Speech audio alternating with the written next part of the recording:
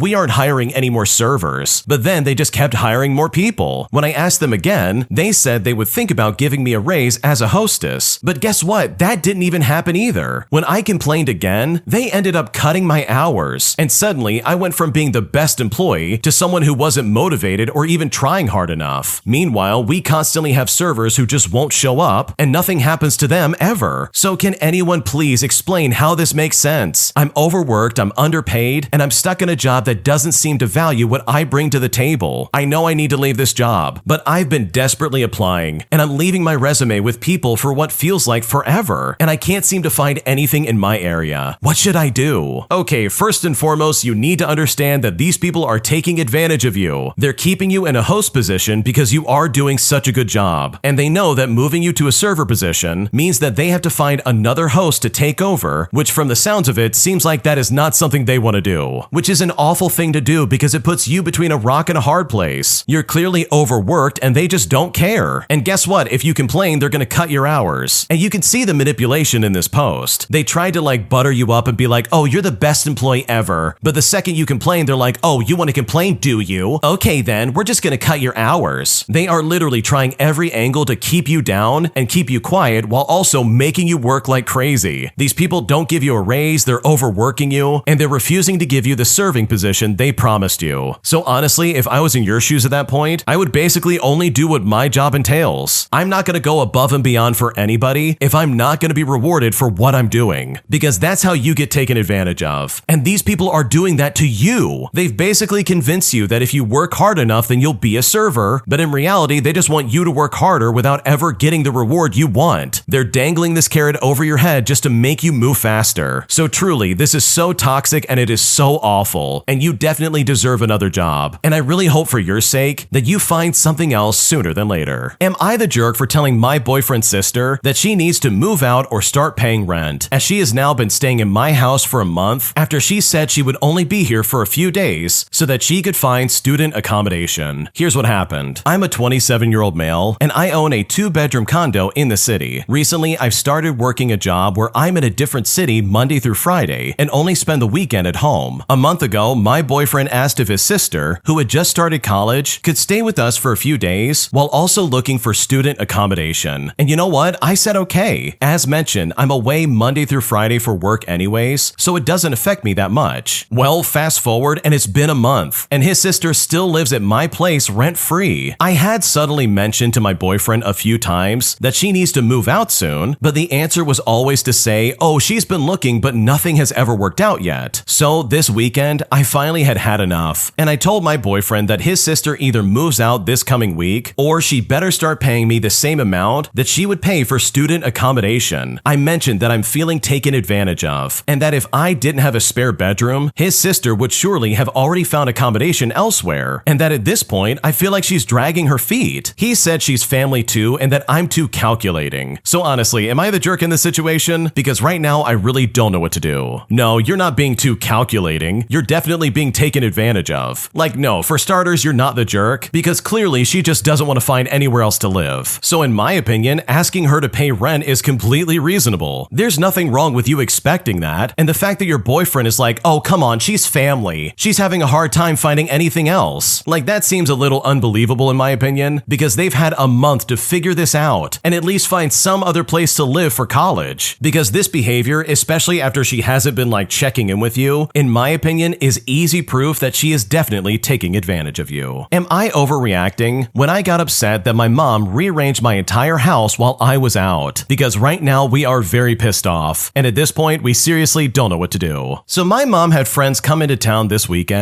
and one of them is an interior designer, and she asked if they could come see my new house that my husband and I purchased 3 months ago. Now, we both work full time, so we are still in the process of unpacking and making the house feel like our own. We don't have all of our paintings hung up, for example, and we don't have all the furniture needed to furnish the whole house. My mom presented their visit as an opportunity for her friends to figure out what they could give us as a late wedding gift. For example, maybe chairs for the living room or a piece of artwork that would fit in our space. My husband and I were both out when they came by, so I left my key for them and she texted when they got there. Well, when my husband came home, our furniture in our living spaces had been completely rearranged. The outdoor chairs were now inside, the couches were facing different walls, and artwork had been taken out of our storage and placed in various places around the house that they thought that we would like. My mom even hung a painting and moved one that we had already hung. She had texted me saying she was going to ask forgiveness and not permission for the changes they had suggested. Well, when my husband got home, he called me immediately and was pretty upset. They were just coming to look around, which he agreed to, but not to rearrange our entire house. So I called my mom, who was happily on her way to dinner with her friends. Now, I was also very angry, and I asked why she would do that without asking first. We didn't have much time to talk before her dinner, so she texted me instead. She said that I shouldn't just take my husband's word for everything when I had not been home to see it myself. Well, the next day, she sent me a long text message about how nasty and ungrateful I am, and that my husband can't appreciate how much better their new layout is for our house, and that his negativity towards it is influencing me. But I told her it wasn't the way it was arranged that bothered me, but that she did it all without asking us, and that we trusted her in our home, and she broke that trust by going through our storage and moving things around. She then says to me, "Sorry that I like to rearrange things and that you don't like surprises." My husband is also upset with her because of the things that she said about him, and now that is a whole other issue that we'll have to deal with. So overall, am I overreacting that she came in and rearranged our entire house? I gave her permission to come in, and if I just put it back the way that it was, it wouldn't have become this entire issue. I kind of wish I had just said thank you and moved on so that I wouldn't have to compromise my relationship with her and potentially ruin my husband's relationship with my mom. What should I do? No, you did not overreact at all. This is such a violation of trust, it's not even funny. You agreed to have them look around your house. So the fact that they literally rearranged your entire home and brought stuff out of storage and hung up pictures and did all this stuff without your permission, like, that would all drive me crazy. There is no way that's acceptable. So no, I don't think you're overreacting, because what your mom did and her dismissive behavior towards this, in my opinion, is super toxic. Am I the jerk for refusing to let my friend's service dog into my house, all because I'm severely allergic to dogs? Here's what happened. Okay, I want to start off by saying that I have a pretty severe dog allergy, and I recently invited a small group of friends over for a game night. Now, one of my friends has a service dog for his anxiety, which I totally respect, but I told him beforehand that I can't be around dogs because of my allergies. Well, he said it wouldn't be an issue because I could just take allergy medication and keep the windows open. I tried to explain that even with medication, I would still be uncomfortable, and honestly, I don't want a dog in my house for hours. Well, he responded by saying that I was being ableist and not considering his needs, even though I feel like I'm the one who would physically suffer. The rest of the group at this point is split. Some say I'm being unfair to him, and others think that it's reasonable because it is my house and it is my health. But right now, I'm starting to second guess myself because at this point, I really don't know what to do. Okay, for starters, you're definitely not the jerk, and also the fact that this person is like, wow, you're being ableist, you're not considering my needs. Like, seriously, that street goes both ways, buddy. You're also not considering their needs. Like, seriously, how selfish can you possibly be? If you need the dog with you because of your anxiety and someone in there has a severe dog allergy, then guess what? You probably shouldn't be there for the party. Like, the fact that they immediately said, oh, you're being ableist, you're not considering anything that I'm going through. Like, that immediately for me is a red flag that this is not a good friend and they're going to weaponize their mental health against you at the drop of a hat. So no, you are definitely not the jerk because the way they're acting, in my opinion, is completely completely unacceptable. An entitled Karen treats me like garbage at my customer service job by constantly trying to work the system in order to get a refund or some kind of store credit. But after I found out where she works, I decided to get some much needed revenge by humiliating her at her job in the same way that she's done at mine. Here's what happened. So I used to work a customer service job at a dispensary, and we had this one customer that was just a cranky, miserable woman. She would come in acting all sweet, say hi to all of us, ask for her product, and then the show would begin. Here's an example of how these transactions typically went. She would say something like, "This isn't what I ordered. Go get what I ordered right now." Then the employee would say, "Ma'am, you specifically requested this product." But this entitled Karen would say, "No, I said I wanted the pineapple gummies. Now go get them right now." We would then go get the thing that she said she wanted, and she would just complain about lazy employees, and then be all smiles again, and then she would pay and leave, only to then be right back in the store a half hour later with any excuse that she could think of. Maybe the package was open when she got it and the product was melted together, or maybe there was a hair in the jar, or the packaging smelled like chlorine. Any stupid excuse she could pull from her rear end just to look for some kind of refund or a store credit. If you could think of it, she would probably try it and use it. And every single time she came in, this is exactly how it went. But then one day, I went to a gas station to fill up my car while I was in the next town over. And wouldn't you guess it? This entitled Karen was a cashier at the gas station. So I of course asked for a pack of cigarettes. She grabbed the pack and I said, "That is not what I asked for. I asked for a different brand." So she would then go grab the other brand, and then I would double down and I say,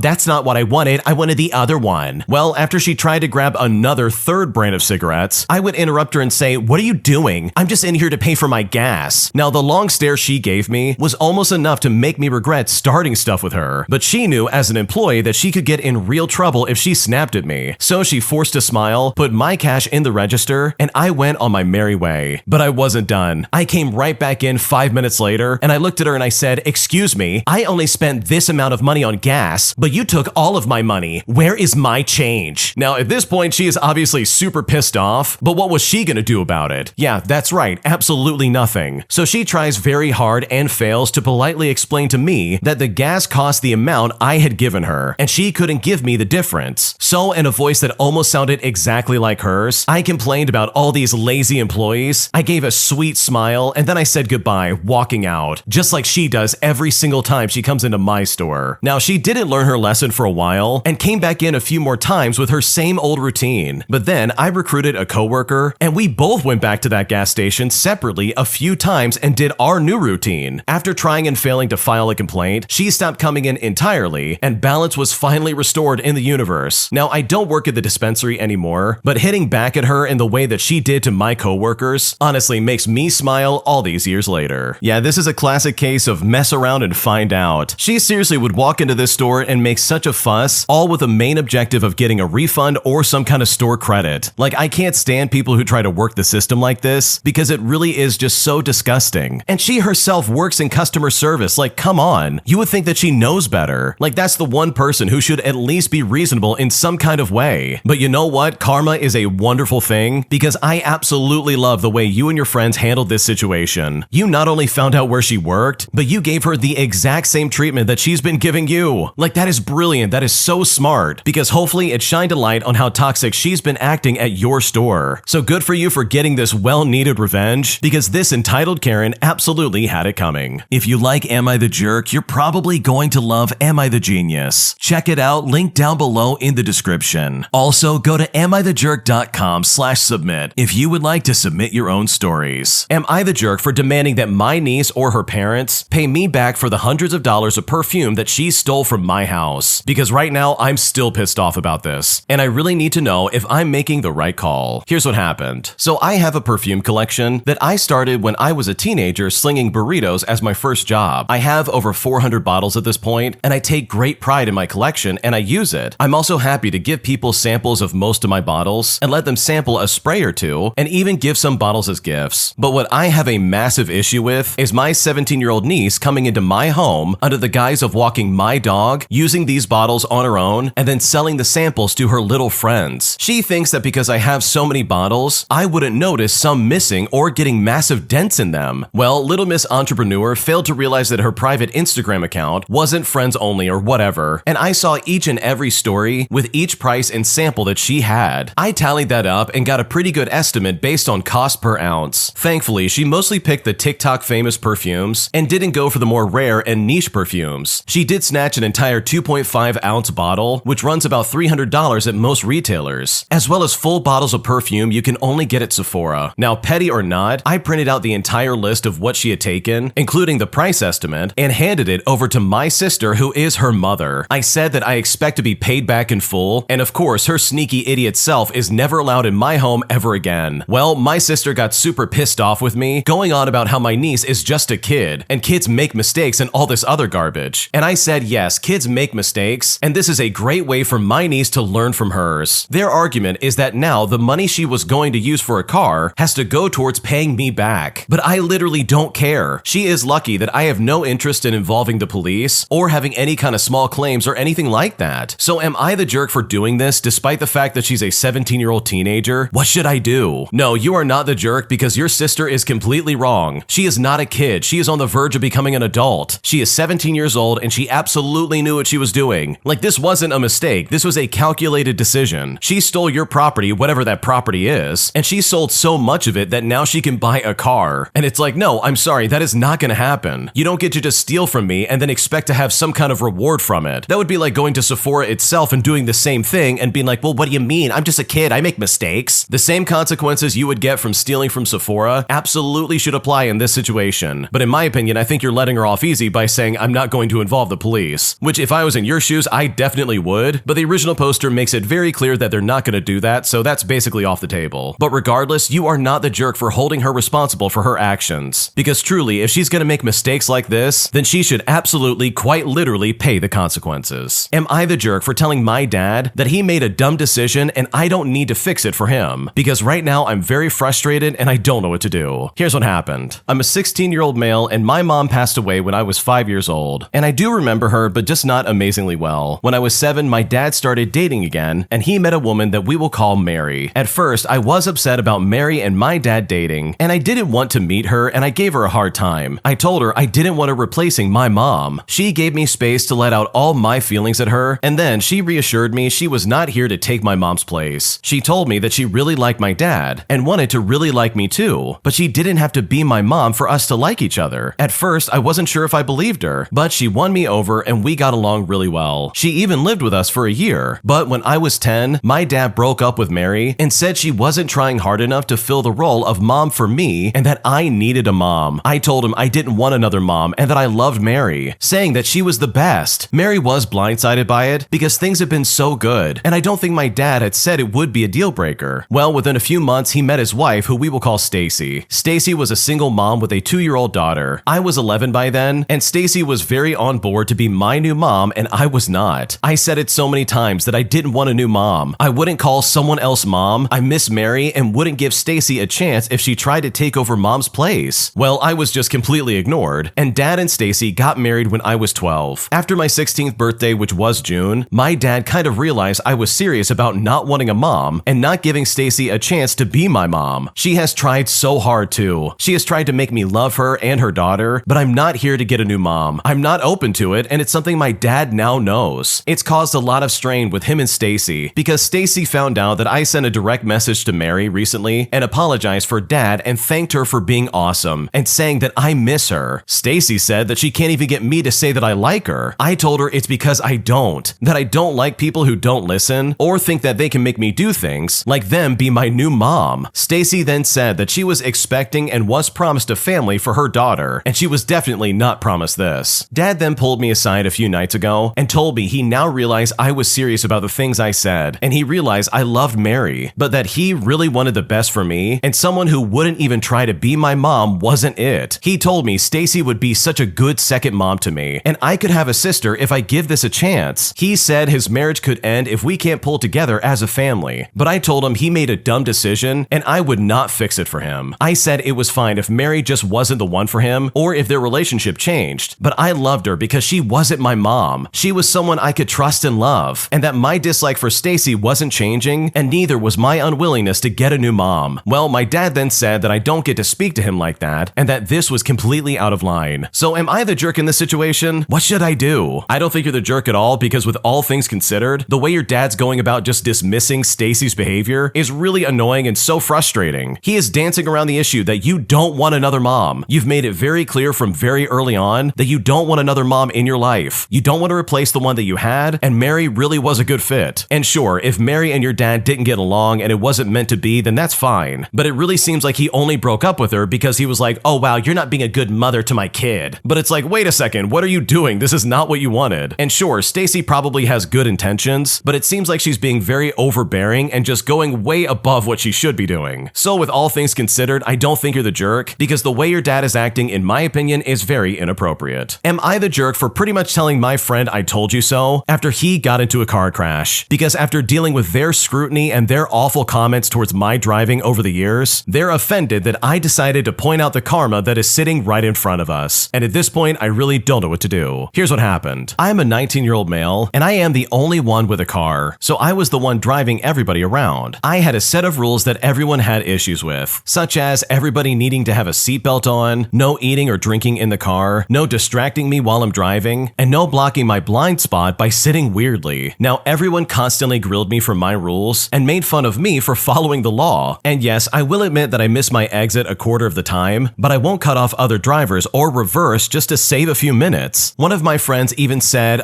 if I had a car, I wouldn't drive like a grandma like you. You suck at driving. Well, suffice to say, I was relieved when one of my friends finally got a car and could be the group driver. At first, everyone roasted me in group chats and in real life, raving about how much more fun it was now that I wasn't driving. 5 months after getting his license and car, my friend told everyone in the group chat that he had been in a car crash and his car was totaled. He shared the dashcam footage and genuinely thought that he wasn't at fault, calling the other driver a dumb typical female driver. The footage showed him going 75 kilometers an hour in a 50 kilometer an hour zone on a blind curve. The other driver was turning right and he hit her at full speed. Instead of braking, this guy just started honking his horn, and for some reason, neither he nor the other driver got a ticket. Well, I told him in the group chat that he was probably at fault, considering he was going about 50% over the speed limit on a blind curve and just 100 meters from a school zone that required you to go 40 kilometers an hour. Even if he had the right-of-way, insurance would deem him at fault due to his speed and slow reaction time. I then told him to not send the footage to his insurance company. Well, of course, everyone in the chat called me a jerk, and one of them said, bro, I live near that neighborhood, and my brother goes like 80 on that street. Everybody does. That lady was an idiot. Well, since the cop didn't give him a ticket, and the group chat supported him, he ended up sending the footage to his insurance company. He was so confident that he started asking for suggestions on what new car to get once he received a fat paycheck. Everyone got hyped up and started browsing Auto Trader. Well, a week later, he got the verdict from his provider, and he was deemed 100% at fault. He also had the cheapest insurance plan, so his insurance company paid nothing to him and only covered the other driver. Even if they had paid him something, he wouldn't be able to afford insurance with his record as a young male. In the group chat, I responded by saying, now you know why I drive like a grandma, enjoy taking the bus, while also labeling this as a sarcastic comment. Well, after I said that, everyone in the chat reacted by saying, wow, and then a startled face emoji. He replied by saying, rules are meant to be broken. I'm not a stickler like you. Everyone gets in a car crash. So am I the jerk in this situation? What should I do? No, I don't think you're the jerk at all, and it honestly sounds like your friends are pretty toxic to begin with. If someone's gonna ride in your car, they have to follow the rules. That means putting a seatbelt on and sitting still and not getting in the way. Like, that is basic human decency, and there's no reason for them to act that way. But also, the condescending remarks they've said about you is just completely inappropriate. Them calling you a grandma and saying that you suck at driving, but at the end of the day, who's the one that got in the accident, and who's the one who actually has a car that currently works? So personally, I don't think you're the jerk at all for responding and being like, wow, that sucks, because these people have said way worse to you. Why should they get to make fun of your driving and then suddenly get offended when you make fun of theirs? And it's so funny to me that he's like, everybody gets into a car crash, and it's like, sure, that is a point, but if you follow the rules of the road and you're paying attention and you're not an idiot going over the speed limit, then you lower that chance significantly. Yes, it can happen to anybody, but you're more likely for that to happen when you do stupid stuff like this friend. Like, I can't stand people who have this like superiority complex of like, oh, rules are meant to be broken, and I decided to break mine, but that's not why I got in an accident. And it's like, dude, that's exactly why you got in an accident. If you were going the speed limit, then you could have avoided slamming into this lady and destroying your car. And yes, even the insurance company says that this is your fault. So truly, I don't think you're the jerk for firing back at them and giving them a taste of their own medicine. Because honestly, it sounds like your friends are pretty toxic. and this is something they absolutely deserve to hear. Am I the jerk for refusing to take my sister's kids to school after I found out that they've been bullying my son? Here's what happened. Okay, for a bit of background, my sister and her 2 kids recently moved in with us after she went through a rough divorce. For the sake of the story, we'll call my sister Sarah and her 2 kids Jake and Mia. She's been staying with us for about 6 months now, and we've tried to be as accommodating as possible. My wife and I have 1 son. We will call my wife Laura and my son Ethan. And honestly, at first, everything was fine and the kids got along okay. Over the last few months, however, Jake and Mia have been making Ethan's life miserable. They've been teasing him constantly, calling him names, and even going through his things when we're not around. It's been especially bad for Ethan because he's more introverted and quiet. He's come to us multiple times and he's been upset about things they've said or done, and I've tried addressing it with Sarah, but her response has been pretty dismissive, saying, "Oh, it's just normal sibling stuff, they'll grow out of it." The tipping point came last week when Ethan told me that Jake had taken his school project, something that he had spent days working on, and ruined it by drawing all over it. Ethan was in tears. When I confronted Jake, he laughed it off like it was a joke, and Sarah didn't seem to think that it was such a big deal and said that Ethan was being too sensitive. Now, Laura was furious but tried to stay calm. Eventually, I finally had enough, and I told Sarah that if she couldn't keep her kids in check, then I wasn't going to keep doing favors like driving them to school every day. For reference, I've been taking all the kids to school since Sarah moved in because her car broke down and she has not been able to get it fixed. This is also about a 20-minute detour for me, and I was happy to do it at first, but after this, I told her it was too much and she needed to figure it out on her own. Now Sarah is upset, saying I'm punishing her and her kids over something small, and it's not fair for me to leave her stranded. She even went as far as to say that I was being petty and holding a grudge against the kids. She thinks I'm overreacting and should just let it go for the sake of family harmony. My wife is 100% on my side and thinks that Sarah's kids have been out of line for months, but now Sarah's giving me the cold shoulder and telling other family members that I'm being unreasonable. So am I the jerk for refusing to drive them to school anymore? What should I do? Oh man, this really pisses me off because I know exactly what you're going through. This kind of behavior is so obnoxious. I know people who like this who are just completely dismissive of their monster children, who will literally allow them to say and do whatever they want, and those kids never face any consequences. You're always expected to be the bigger person, and everybody else who's offended is just overreacting. So no, you're not the jerk by saying I'm not going to help you any longer because this behavior is unacceptable. And the fact that she's now going behind your back and talking to other family members and trying to spread these weird lies about you, like that for me would be the tipping point where I would say, okay, you've got to go. If you want to talk crap about me so badly to other family members, then you can go live with said family members. You are not going to do that to me in my own home for a single second. So no, you're definitely not the jerk. Sarah and her kids need to get a grip because right now they are taking advantage of your kindness, and that is not something that you should deal with in the slightest. An entitled old jerk yells at a gate agent after he missed his flight as it was being taxied away. But as a result, this gate agent got the last laugh, as they made this jerk wait for hours for another flight, thus missing the next one that was available in just a few hours. Here's what happened. Okay, so the closest airport to me is a smaller regional airport in a different time zone. So if you fail to take this into consideration, you can definitely miss your flight. One time, I missed my flight this way, and I'm waiting in line at the gate to get rebooked. And from the looks of it, the entitled old man in front of me has evidently done the same thing. The agent points to a plane taxiing away from the terminal and tells him, "That's your flight, I'm sorry." Before she can explain what his options are, this guy loses his mind. He starts shouting, "Tell them to bring back that plane right now. You do not understand, I have to be on that flight." He doesn't chill out until she says, "Look, one more outburst and I'm calling security." She then books him on the next flight out, which is at 10 o'clock p.m., and right now it's 9:30 in the morning. Well, this guy then grabs his stuff and stomps off in a furious rage. Well, I'm up next and I'm thinking to myself, great, I get to tell her the same story. I say to her, "Hey, I did the same thing as that guy, but it's 100% my fault and I'm not going to get upset. You definitely should not have to put up with that." She takes my information and prints out my new boarding passes, which I assume are for the 10 p.m. flight. Well, instead, she directs me to a shuttle bus, which will take me to the big international airport that is about an hour away, and then hands me boarding passes for a flight to my destination that gets me there just a couple of hours later. Now, she very easily could have done the same thing for Mr. Temper Tantrum that stormed off, but she deliberately and deservedly made him wait for 12 hours instead. And honestly, that guy absolutely had it coming. Yeah, this story's fantastic because that guy absolutely deserved this. For anyone to walk up and treat a gate agent of all small people like that and to scream in their face and be like, "You don't understand, I need to be on that flight," as well as barking orders at her as if she's some kind of servant. Like, that is so inappropriate and so unbelievably rude. No one gets to speak to anybody like that and then expect any semblance of customer service. Like, that's definitely not how this is going to work. So I love the fact that this gate agent knew exactly what they were doing and basically said, "Oh, okay, you want to be rude? Congratulations, you get to wait all day to go on this flight." Because she very easily could have given him a ticket and said, "Oh, I'm so sorry, here's another ticket that's going to get you there way sooner." But instead, she decided to be petty, and honestly, in moments like this, being petty is really the best option for anybody involved. So truly, good for the original poster for getting to witness this in action, because this is a fantastic lesson that if you just show a shred of human decency, then sometimes things can truly work out. An entitled Karen demands that I pay her son for mowing my lawn, despite the fact that I never asked him to mow it in the first place. And even though I tried to explain the situation to this lady, this Karen was freaking out and refusing to take no for an answer, demanding that I pay her son. Here's what happened. I'm a 29-year-old male and I recently bought my first house. I'm settling in and I really like the neighborhood, and a few neighbors even came by to say hello, and that included a woman in her 40s and her 13-year-old son. Well, not long afterwards, I was on my couch one afternoon and I saw this lady's son outside mowing my front lawn. Now, I was confused, since I had never asked him to do it and he had never offered. So I went out and politely asked him why he was doing it. He said he did it for lots of neighbors and quickly added that they gave him $5 for it. Now, I found it really weird, so I thanked him for the partial work that he had done before explaining that since I hadn't asked him or wanted him to do it, I wasn't going to be paying him. He then said okay and then quietly left my lawn. Now, I figured that might be the end of it. It's just a kid trying to make some money and it would have been resolved with no harm done, thus making it the end of the story. But the next day, his mom arrived on my doorstep and angrily asked me why I had not paid her son. Well, when she said this, I basically repeated what I said to her son, but she just wouldn't accept it. She just kept saying that it was a kind gesture and that he does it for all of the other neighbors. It's only $5. It's not a lot of money. You could have given it to him if you wanted to. When she said that, I kept trying to explain that an agreement like that needs to be set up ahead of time. Otherwise, it's just nothing more than a random demand for money. But regardless of what I said, she basically tuned me out and ended up walking away as I was talking. And I was amazed the adult in the situation was handling this worse than the literal child was. And right now, I'm wondering how much longer this will go on for. Well, that was last week. And every time I've seen her since, she's stared daggers at me or made a show of crossing the street to avoid me. I'm not instigating any further, and I really have no desire to speak to her, but I'm thinking she might try to send her poor kid back to collect the money or even mow the lawn again. Now, I have vented about this to my family and friends, and while most seem to agree with me, some said I should have been grateful and paid the boy, and just told them from then on not to mow my lawn. Now, I can't tell if I've been the jerk here, or if my reaction to the entire situation was entirely justified. What should I do? No, I don't think you're the jerk at all. I do feel bad for the kid because obviously they're just trying to hustle and make some money, but they did this completely wrong, and in a way that kind of like backs you into a corner, where if you don't pay him, you're going to be seen as a monster, but if you do pay him, you would basically be encouraging this behavior, and you would be on the hook for any future endeavors. And that sounds incredibly annoying. Like, seriously, who would just walk up and be like, okay, I'm gonna mow this lawn and then ask for money? Like, the better way to do this would be to walk up to the front door and say, hey, I'll mow your lawn for $5, and then you can go about doing it. But like, this is completely backwards. Now, with that in mind, it kind of makes me believe that this was intentional and that he absolutely did this on purpose, and this is like part of his scheme, and his mom is in on it in some kind of way. Like, just look at the way she reacted when you said, no, I'm not gonna pay for a service I never asked for. She threw a temper tantrum and said, oh, it's only $5. Come on, you could have given it to him. And for me, when anyone's this pushy about money that I don't owe them, that's like a red flag I will never ignore. It really gives the impression that she's trying to work some kind of weird angle. So no, you are not the jerk in this scenario. The way they did this was completely weird, and if I was in your shoes, I would have done the exact same thing. If you like Am I the Jerk, you're probably going to love Am I the Genius. Check it out, link down below in the description. Also, go to amithejerk.com/submit if you would like to submit your own stories. Am I the jerk for throwing my kids' Happy Meal out into the trash after my mom bought this for them, despite the fact that I made it explicitly clear that I don't want them having that? Because right now, my obese mother is angry at me, saying that I'm trying to bully her just like the doctors who were trying to get her to lose weight. Here's what happened. When I was a child, my mother had no concept of what healthy food was. If it said diet on the box, it was okay. She would serve me cereal for breakfast, with dinners often being processed processed, ready-to-eat junk or McDonald's. And after-school snacks were either cookies or Little Debbie snack cakes. My mom is obese, and I was almost 300 pounds when I graduated high school. It was only after I moved out that I realized how unhealthy I was, and it took me years to lose that childhood weight and establish good eating habits. Now, my wife has always had them and was brought up by a family that didn't trust processed foods. And my family and I now follow a whole food diet for ourselves. My mom had a heart attack and is now almost 400 pounds. This is her third heart attack, and she wasn't able to make rent, so now she is living with me and recovering at my home. She has been to a nutritionist multiple times for her weight and acts like she is too stupid to understand what they are saying, or acts like no one really eats like that, or the doctors and nurses are bullying her because of her weight. She has been ordering junk food and takeout on applications like Instacart and Uber Eats, and she's been feeding my kids the same junk food, even after I've told her to stop. I hear the Ring camera go off, and my youngest child goes to get my mom's latest McDonald's order, and my mom got both of my kids a Happy Meal, and this was the third time that she had done that this week. Well, I took my kids' Happy Meal and I tossed them in the trash, and I poured cleaner on top of them. I told my mom if she wants to eat herself to death, that's okay with me, but do not do that to my children like you almost did to me as a child with this garbage. Well, things got really heated because my mom was crying, saying that she doesn't know any better and that one Happy Meal will not hurt my children, but I told her this was the third one this week, and if she gives my children junk food again, she will find herself in a nursing home. Well, my mom cried and cried, saying I was mean to her and that all these doctors just bully her. She just wants to live her life. But I told her she's not living her best life because she's eating herself into an early grave. My mom called me a bully and told my children that I was a bully and to not act like me in school. Well, I told my mom I'm fed up with her and that I'm going to be looking at nursing homes later that week and that I'm not having her bring this lifestyle into my home around my children. So I really need to know if I'm the jerk in this situation because all of this is still so raw and I seriously don't know what to do. No, you're not the jerk at all, and in fact, I think you're completely justified. If you don't want your kids eating Happy Meals in your home, then your mom absolutely has to respect that. She can't just go around behind your back and be like, here you go, kids. Just one of these won't hurt you. Meanwhile, it's the third one this week, and this lady is literally 400 pounds. That is unacceptable. That's not okay. And literally halfway through this story, I thought to myself, yeah, I would absolutely make this lady move out if she was talking to me like that. So it's really good to see, in my opinion, that the original poster is moving forward with that. Because if my mom is going to talk to my kids like that and try to turn them against me by calling me a bully, then she has absolutely got to go. Am I the jerk for not telling my new friends that I am technically the landlord that they're renting from? Because right now they are furious with me, claiming that I should just let them live there rent-free and that I had no right to hide this from them. And at this point, I seriously don't know what to do. Here's what happened. I'm an 18-year-old female, and I am very lucky in that I have two very hardworking parents that are successful and love me. We are not mega wealthy, but we are very comfortable, as my parents are extremely smart financially. We own multiple houses as part of our real estate portfolio that we rent out for extra income. I recently started college, and as a present for working hard and getting into my dream school, my parents gifted me one of our houses that is near my college. I was going to inherit them all anyways, but I really appreciated their gesture. Where I live, real estate law is really tricky, and we would have to pay significant taxes to officially transfer the house to me, so we decided to have my parents own it legally for now. Now, the house is pretty big, with 4 floors including a fully furnished basement, as well as a roomy attic. And since it is near my school, I decided to look for roommates so I could start earning money early. So far, I have 2 roommates, who we will call Sarah and Brittany for the sake of the story, who also go to my school. We have been living together for a couple of months now, as they moved in around August, and we are all pretty good friends and very compatible roommates. And this is where I might be the jerk. I didn't want to tell them that I own the house, as I thought it might create a weird dynamic between us, and I didn't want them to view me any differently. We split the bills and rent, with me technically paying nothing, since my father legally owns the house, and we have different surnames as I took my mother's last name. They have no idea I own the house, or that my dad just sends the money back to me. Well, Sarah recently found the money that my dad sent me back while I was still at class, and ended up telling Brittany, and they cornered me about it a few days ago. So I told them everything, and they're mad at me for hiding this from them, and think that I'm not only in the wrong for keeping it a secret, but for also making them pay rent in the first place. The house's mortgage has already been paid for, so the rent goes entirely into my pocket. I responded by saying that they shouldn't have gone through my mail in the first place, and that what they did was illegal, which I will admit was kind of a low blow. We weren't weren't friends when they moved in, and the whole point of me wanting roommates was so that I could earn some extra cash, so I don't see why I should let them reside here for free. So am I the jerk in this situation? What should I do? No, I don't think you're the jerk at all, because seriously, this is none of their business. Like, these people went through your mail to try and figure this information out. Like, that is absolutely a violation of privacy, while also being incredibly illegal. You can't do that. And also, these people seriously try to be like, wow, you're making us pay rent. You should let us live here for free. I can't believe you. It's like, what are you talking about? You didn't know the original poster before you moved into that place. And you moved in there under the assumption that yes, you would be paying rent. It is insanely entitled to assume anything differently, and there's no good reason for the original poster to receive this kind of scrutiny. So no, of course you're not the jerk. You have every right to expect rent from these people, especially if they're gonna be staying in your house. Am I the jerk for sending most of my extended family an email stating that they are never invited to anything that I have going on in my life ever again? Here's what happened. Okay, so I'm a 36-year-old female, and I made the not so difficult decision to no longer invite my extended family to quite literally anything going on in my life. Stuff like dinners or parties or school events. Pretty much the only exception is my one nephew, who we will call Jamie. He is my sister's oldest son. He moved in with my husband and myself for a while before turning 18, just to get away from his parents and younger brother, who's 17. Now, for some context, when Jamie was born, his parents genuinely seemed to love him. And to the younger version of myself, they appeared to be good parents. But that changed as soon as his younger brother was born. Suddenly, my sister and brother-in-law talked about Jamie as a nightmare, said he was an awful baby, that they hated every moment with him, and his younger brother was an angel and just completely perfect. And this attitude continued. Jamie wasn't a misbehaving kid or feral as they would describe him, but he ran around, got dirty, made noise and messes like most little kids. But this was treated like something awful. His younger brother was quiet and neat, and they would always compare Jamie to his brother just to shame him into being different. If he spilled something, they would scold him. If he got messy, they would reprimand him harshly for it. Eventually, the rest of my extended family started acting the same. Jamie couldn't do anything right. If he sneezed, it was way too loud. If he fell down, he was being reckless or careless. And the praise for his younger brother was insane. Like, yeah, he was a quieter and calmer kid, but Jamie wasn't destroying things or even stealing, yelling, or cursing. Even having too much fun got Jamie negative attention, and I was told to shut up whenever I defended him or would tell people to lay off. I took it upon myself to be there for Jamie as much as I could, but the older the boys got, the harder it got, because Jamie also had his brother trying to get him into trouble or berating him for anything. I hated seeing it, but I knew I needed to be there for Jamie, and avoiding it would do no good. So basically, nobody showed up for Jamie except for me. I was often the only family member, except for when I married and had kids, who made an appearance at school plays and stuff like that. When Jamie moved in with us and got his freedom, I decided it was time to do the same. My family kept asking me about coming over and when my kids' things were going on and what dates they were, but nobody was ever asking about Jamie, or they'd want to know about parties for the kids. Well, I let it all pile up, and then I decided to send an email to the extended family outlining how disgusting their behavior towards Jamie had been, and how that meant they would no longer receive any invitations from me. Well, as a result, I got a lot of negativity back, with people actually saying that I shouldn't take his side when he's just a bratty little jerk who deserved everything he got. Now, for the record, I don't regret defending Jamie, but I really need to know if I handled this badly. So am I the jerk in this situation? What should I do? Oh my god, your extended family is so toxic. They seriously looked at Jamie and said, you're the problem. And it really does seem like this kid hasn't done anything wrong. He has not offended anybody, and he's not stolen or broken stuff. He has not bothered a single person in this family, and yet his parents have basically turned him against everybody else in the family. Like, they paint this Jamie kid as this nightmare child, when in reality he's just a teenager. He literally hasn't done anything wrong. They're just overreacting to all the things going on in his life, as if they're hyper-focused on all the wrong things he's doing. And that, in my opinion, is so disgusting and so toxic. It's a really good thing that you stepped up and said, okay, I'm gonna be there for you, Jamie. With you even opening your house to him so he has a place to stay, just to escape his stupid family. And honestly, this does not sound like family in the slightest. They clearly have pushed Jamie aside, and they've completely compartmentalized him as this awful person who can do all these horrible things all the time. So in my opinion, I think you're a godsend for Jamie, because hopefully he can now see what a real family is supposed to act like. Because what he's gone through growing up, in my opinion, is completely unacceptable. Am I the jerk for telling my little sister's best friend that my brother stole her college fund and blew it it all on gambling. Because right now, my family is furious with me, saying that I ruined my brother's life all before he could try to fix what he had done. And at this point, I seriously don't know what to do. Here's what happened. Okay, so I'm a 30-year-old male, and I found out that my younger brother, who we will call Tom, who's also 28 years old, stole $5,000 from my little sister's best friend, who we will call Emma. Emma's 18 years old, just like my little sister, and Tom and Emma's families have always been very close, with Emma practically growing up with us. My mom asked Tom to help Emma manage her money for college because she trusted him with it as he works in finance. Well, Tom recently confessed to me that he borrowed $5,000 from Emma's college fund and blew it all on gambling. He said he planned to replace it before anyone noticed, but he lost everything. He begged me not to tell anybody, saying he's going through a rough patch and just needs time to make it right. Emma's family doesn't have a lot of money, and she worked super hard to save for school. Knowing this, I felt really sick to my stomach. I didn't want to betray my brother, but Emma's future is on the line. So I told Emma the truth. She was devastated and confronted Tom, who denied everything at first, but eventually broke down and admitted it. But now my family is furious with me for ruining Tom's life and says that I should have given him a chance to try and fix it. So am I the jerk in this situation for telling Emma what Tom did to her? Because right now I'm seriously not sure what to do. No, you are not the jerk in this situation. Your brother stole money from another human being, and that other human being just happens to be somebody that you grew up with. Like, Emma isn't a stranger. This isn't someone you're not going to see again. This is a very serious family friend that you absolutely have a history with. So for your brother to be like, listen, I stole from her, but I'm going to get it back. Let me make it right. Like, no, sir, you should have not done that. That is absolutely not okay. If he really is having a hard time with money, then the window for putting money back in this account and being like, oh, okay, I fixed it, nothing happened, like, that's completely closed. We're past that at this point. And at that point, the only right thing to do is to tell Emma, because seriously, she does not want this guy having anything to do with her money. Tom clearly has a problem with gambling, and he should be the last person to handle any of that money. And it's so ironic because he works in finances. You would think that he would know better. So no, you're not in the wrong here, and anyone who's mad at you is completely out of their mind, because Emma had every right to know about this situation. And if I was in your shoes, I would have done the exact same thing. Would I be the jerk if I walk my daughter down the aisle at her wedding, even though she didn't ask my husband, who is her stepdad, to do that or literally anything at her wedding? Because right now he's saying that if I do this, then I would not be honoring our wedding vows. And right now I really don't know what to do. Here's what happened. Okay, so I have 2 children with my late ex, who we will call Colin. My son is 27 and my daughter is now 25. Colin and I broke up while I was pregnant with our daughter, but he remained a part of our lives until passing away just 6 months after our daughter was born. We hadn't worked out as partners, but we got along okay. Just very different people who couldn't make a relationship work and had kids very early in our relationship. Colin's family were in my children's lives from the start and remained a part of their lives long after he was gone. We never got along, but they adored my children, and my children adored them in return. And their favorite thing was the week they spent with his family each summer. When my daughter was 7 and my son was 9, I met my husband. We married after 2.5 years of dating, and we had already lived together for a year. My husband has no children of his own, and we had none together. He was a very loving stepdad to my kids. Now, my kids and him have a nice relationship, but neither of them call him dad, and neither wanted to be adopted by him, which did come up a year into our marriage. He did ask, and I wanted to find out what the kids wanted, and I spoke to them, and they just straight up said no. And this is not something they later asked for or wanted. Well, my daughter is getting married next year, and she asked me if I would walk her down the aisle. Now, I immediately said yes, and was so moved by the fact that she felt I was the best and only person for the job. She even told me how much it meant to her that I never erased her dad when we weren't even together when he passed away. She said I always put them first, and I had been the best mom, and I honestly cried so hard. She also asked her brother to dance with her in honor of their dad. Well, my husband was upset that he wasn't asked to walk her alongside me, and he was hurt that I accepted without suggesting that we both should do it. I then explained that my daughter had her reasons to ask me, but then he mentioned the dance in honor of her dad and how she wasn't even doing that with him. I told him I was sorry he was feeling so hurt, but he told me that he felt like all the little things that she had asked me to do were just as a way to keep the peace instead of her truly wanting him to have a role in her wedding. I'm still not sure what these things were, and I did ask, but he wasn't happy about them. He told me I should take a stand and insist that he be included or I don't walk her down the aisle. I told him I wasn't willing to let my daughter down or myself. I told him it was very special to me and my daughter, and he told me I'm not honoring our vows if I do this. So right now, I really need to know, would I be the jerk if I walk my daughter down the aisle, despite the fact that my husband is demanding that I don't do so? What should I do? No, I don't think you're the jerk, and I think your husband is absolutely crossing some lines here. You mean to tell me that this guy is seriously saying that you walking your daughter down the aisle is somehow you breaking your marriage vows? Like, that is crazy. That is absolutely out of left field, and it's completely inappropriate. Like, where does he have the right to talk to you like that? That for me would make me so offended it's not even funny, because you're not breaking some wedding vow by walking your daughter down the aisle. You're stepping in as the parent that raised her through all of the mess that was her life, whereas this guy is just a stepdad. And yes, it does hurt, but honestly, that's the truth. The kids don't call him dad, and they didn't want to be adopted by him at all. That's not what they wanted, and it's not what they got. And sure, he does play a big role in her life, but it's honestly up to her how she wants to run her wedding. So sure, be upset about it, but that doesn't mean that your wife shouldn't be allowed to have this moment with her daughter. You should be happy for her that she's actually doing this and not act spiteful and weird just because you're not included. Like, that's not solving anything, and it really just puts the original poster in a weird spot. So no, in my opinion, I don't think you're the jerk for walking your kid down the aisle, because this is clearly a very special day in both of your lives. And the way your husband is acting right now is very selfish, and you and your daughter do not deserve this in the slightest. An entitled jerk tries to scam my company by working the system and demanding a refund that we definitely could not give him. But after being treated so poorly by this guy, I decided to get some revenge by reporting him for fraud and eventually getting him fired from his job. Here's what happened. So I used to work on the retentions department of an ISP back in the day. While many people called genuinely wanting to cancel their phone service, just as many knew that retentions was more than that. The ISP, let's call them Red Phone, had two different departments. I worked on retentions 1, where we did a lot of fixing bills and offering small discounts and slightly cheaper phones to customers who said they wanted to leave. Retentions 2 was for customers who were in the process of porting their numbers, and the worst thing they offered was a 50% discount for a couple of years with a decent phone for free. Now this happened roughly 10, maybe 12 years ago, when roaming was straight up highway robbery. Now at this point, let me introduce you to the executive. I got the call, did my little introductory spiel, and I immediately discovered that this guy was the most entitled piece of garbage I'd ever had the displeasure to speak to. He said he was a very important executive who traveled a lot for work, but the bill he got was ridiculous, and I had to solve it for him or he was going to cancel his service. I then muted him so he heard nothing, but I could still hear what he said, and while I checked his account, I could hear him gloat to his girlfriend that he's getting the bill credited because he knows how to play the system. And sure, he was definitely a jerk, but he wasn't wrong. This guy was a pro at playing Red Phone. He had the highest phone plan the company offered, which was around 90 euros at the time for one line, but paid 30 euros per month because he had discounts from both departments stacked on top of each other. His plan allowed him to get what at the time was a super expensive phone for basically nothing at Retentions 2. He had gotten the super shiny customer status and the super shiny customer service line, which usually meant a customer was averaging a 300 euro monthly bill, despite the fact that he was only paying 30 euro. Now, he was also not wrong about this bill being ridiculous. He'd visited several European countries, got a 600 euro bill, called up customer service, and said he had not known that roaming was so expensive, and that no one had warned him when he told us he was traveling overseas. The company had a policy that the first time a customer complained about something, we could refund them, specifically if the complaint was that the customer had not been informed about extra charges. So the representative informed him about roaming cost and refunded him all the roaming charges, leaving him the bill at 30 euros. The second month comes around and he kept using the phone overseas and racked up a 1,500 euro bill. He calls customer service and they tell him they can't refund him again, and he says he wants to cancel his account then, and then he gets transferred to me. He was then demanding that we credited his roaming charges again, because if we can do it once, we can do it again, and also because roaming prices were awful. Now, I told him I could not do that, so he then wanted me to open a claim and escalate it. Now, I refused again because there was no one to escalate to, and he wasn't going to get that credited. Well, he insisted that he wasn't hanging up until I escalated the issue because he wasn't informed, and if I kept the call going for much longer, he was going to charge the company for his time because he was a busy man. Now, at this point, I'd been working there long enough that if they were just nice or even normal to me, I would try my absolute best to help them out. But if you're a jerk, then sorry, you can just get lost. If the customer refuses to hang up, then I can hang up. But this guy though, he had gone way past being a jerk, and I was really pissed off. I couldn't be a jerk back, but he had been messing around, and I could make sure that he definitely was going to find find out. So I told him okay, since he was so insistent, I would open a claim to refund him the €1,500 bill, and I muted him while I opened the claim. This jerk was again gloating to his girlfriend about how clever he was, because he was going to get the bill refunded too. Meanwhile, I was copy-pasting the notes from the previous month's claim, where the representative had written that they've informed the customer of roaming charges in all the countries that he would be visiting. Also, when it comes to stacking discounts, that's definitely not a thing. He had to spam the Retention 1's call centers with so many calls until he got a newbie of some kind that was lost enough to apply another discount over his Retention 2's discount that he already had. And he had not read the terms and conditions of the accounts, but I had. Trying to defraud the company was grounds for service termination. I got the claim number, I flagged down my supervisor, and I told her to please send it to headquarters in the daily report so that fraud could examine the account. So I told the guy that the claim had been opened, but also that since it was obvious he was trying to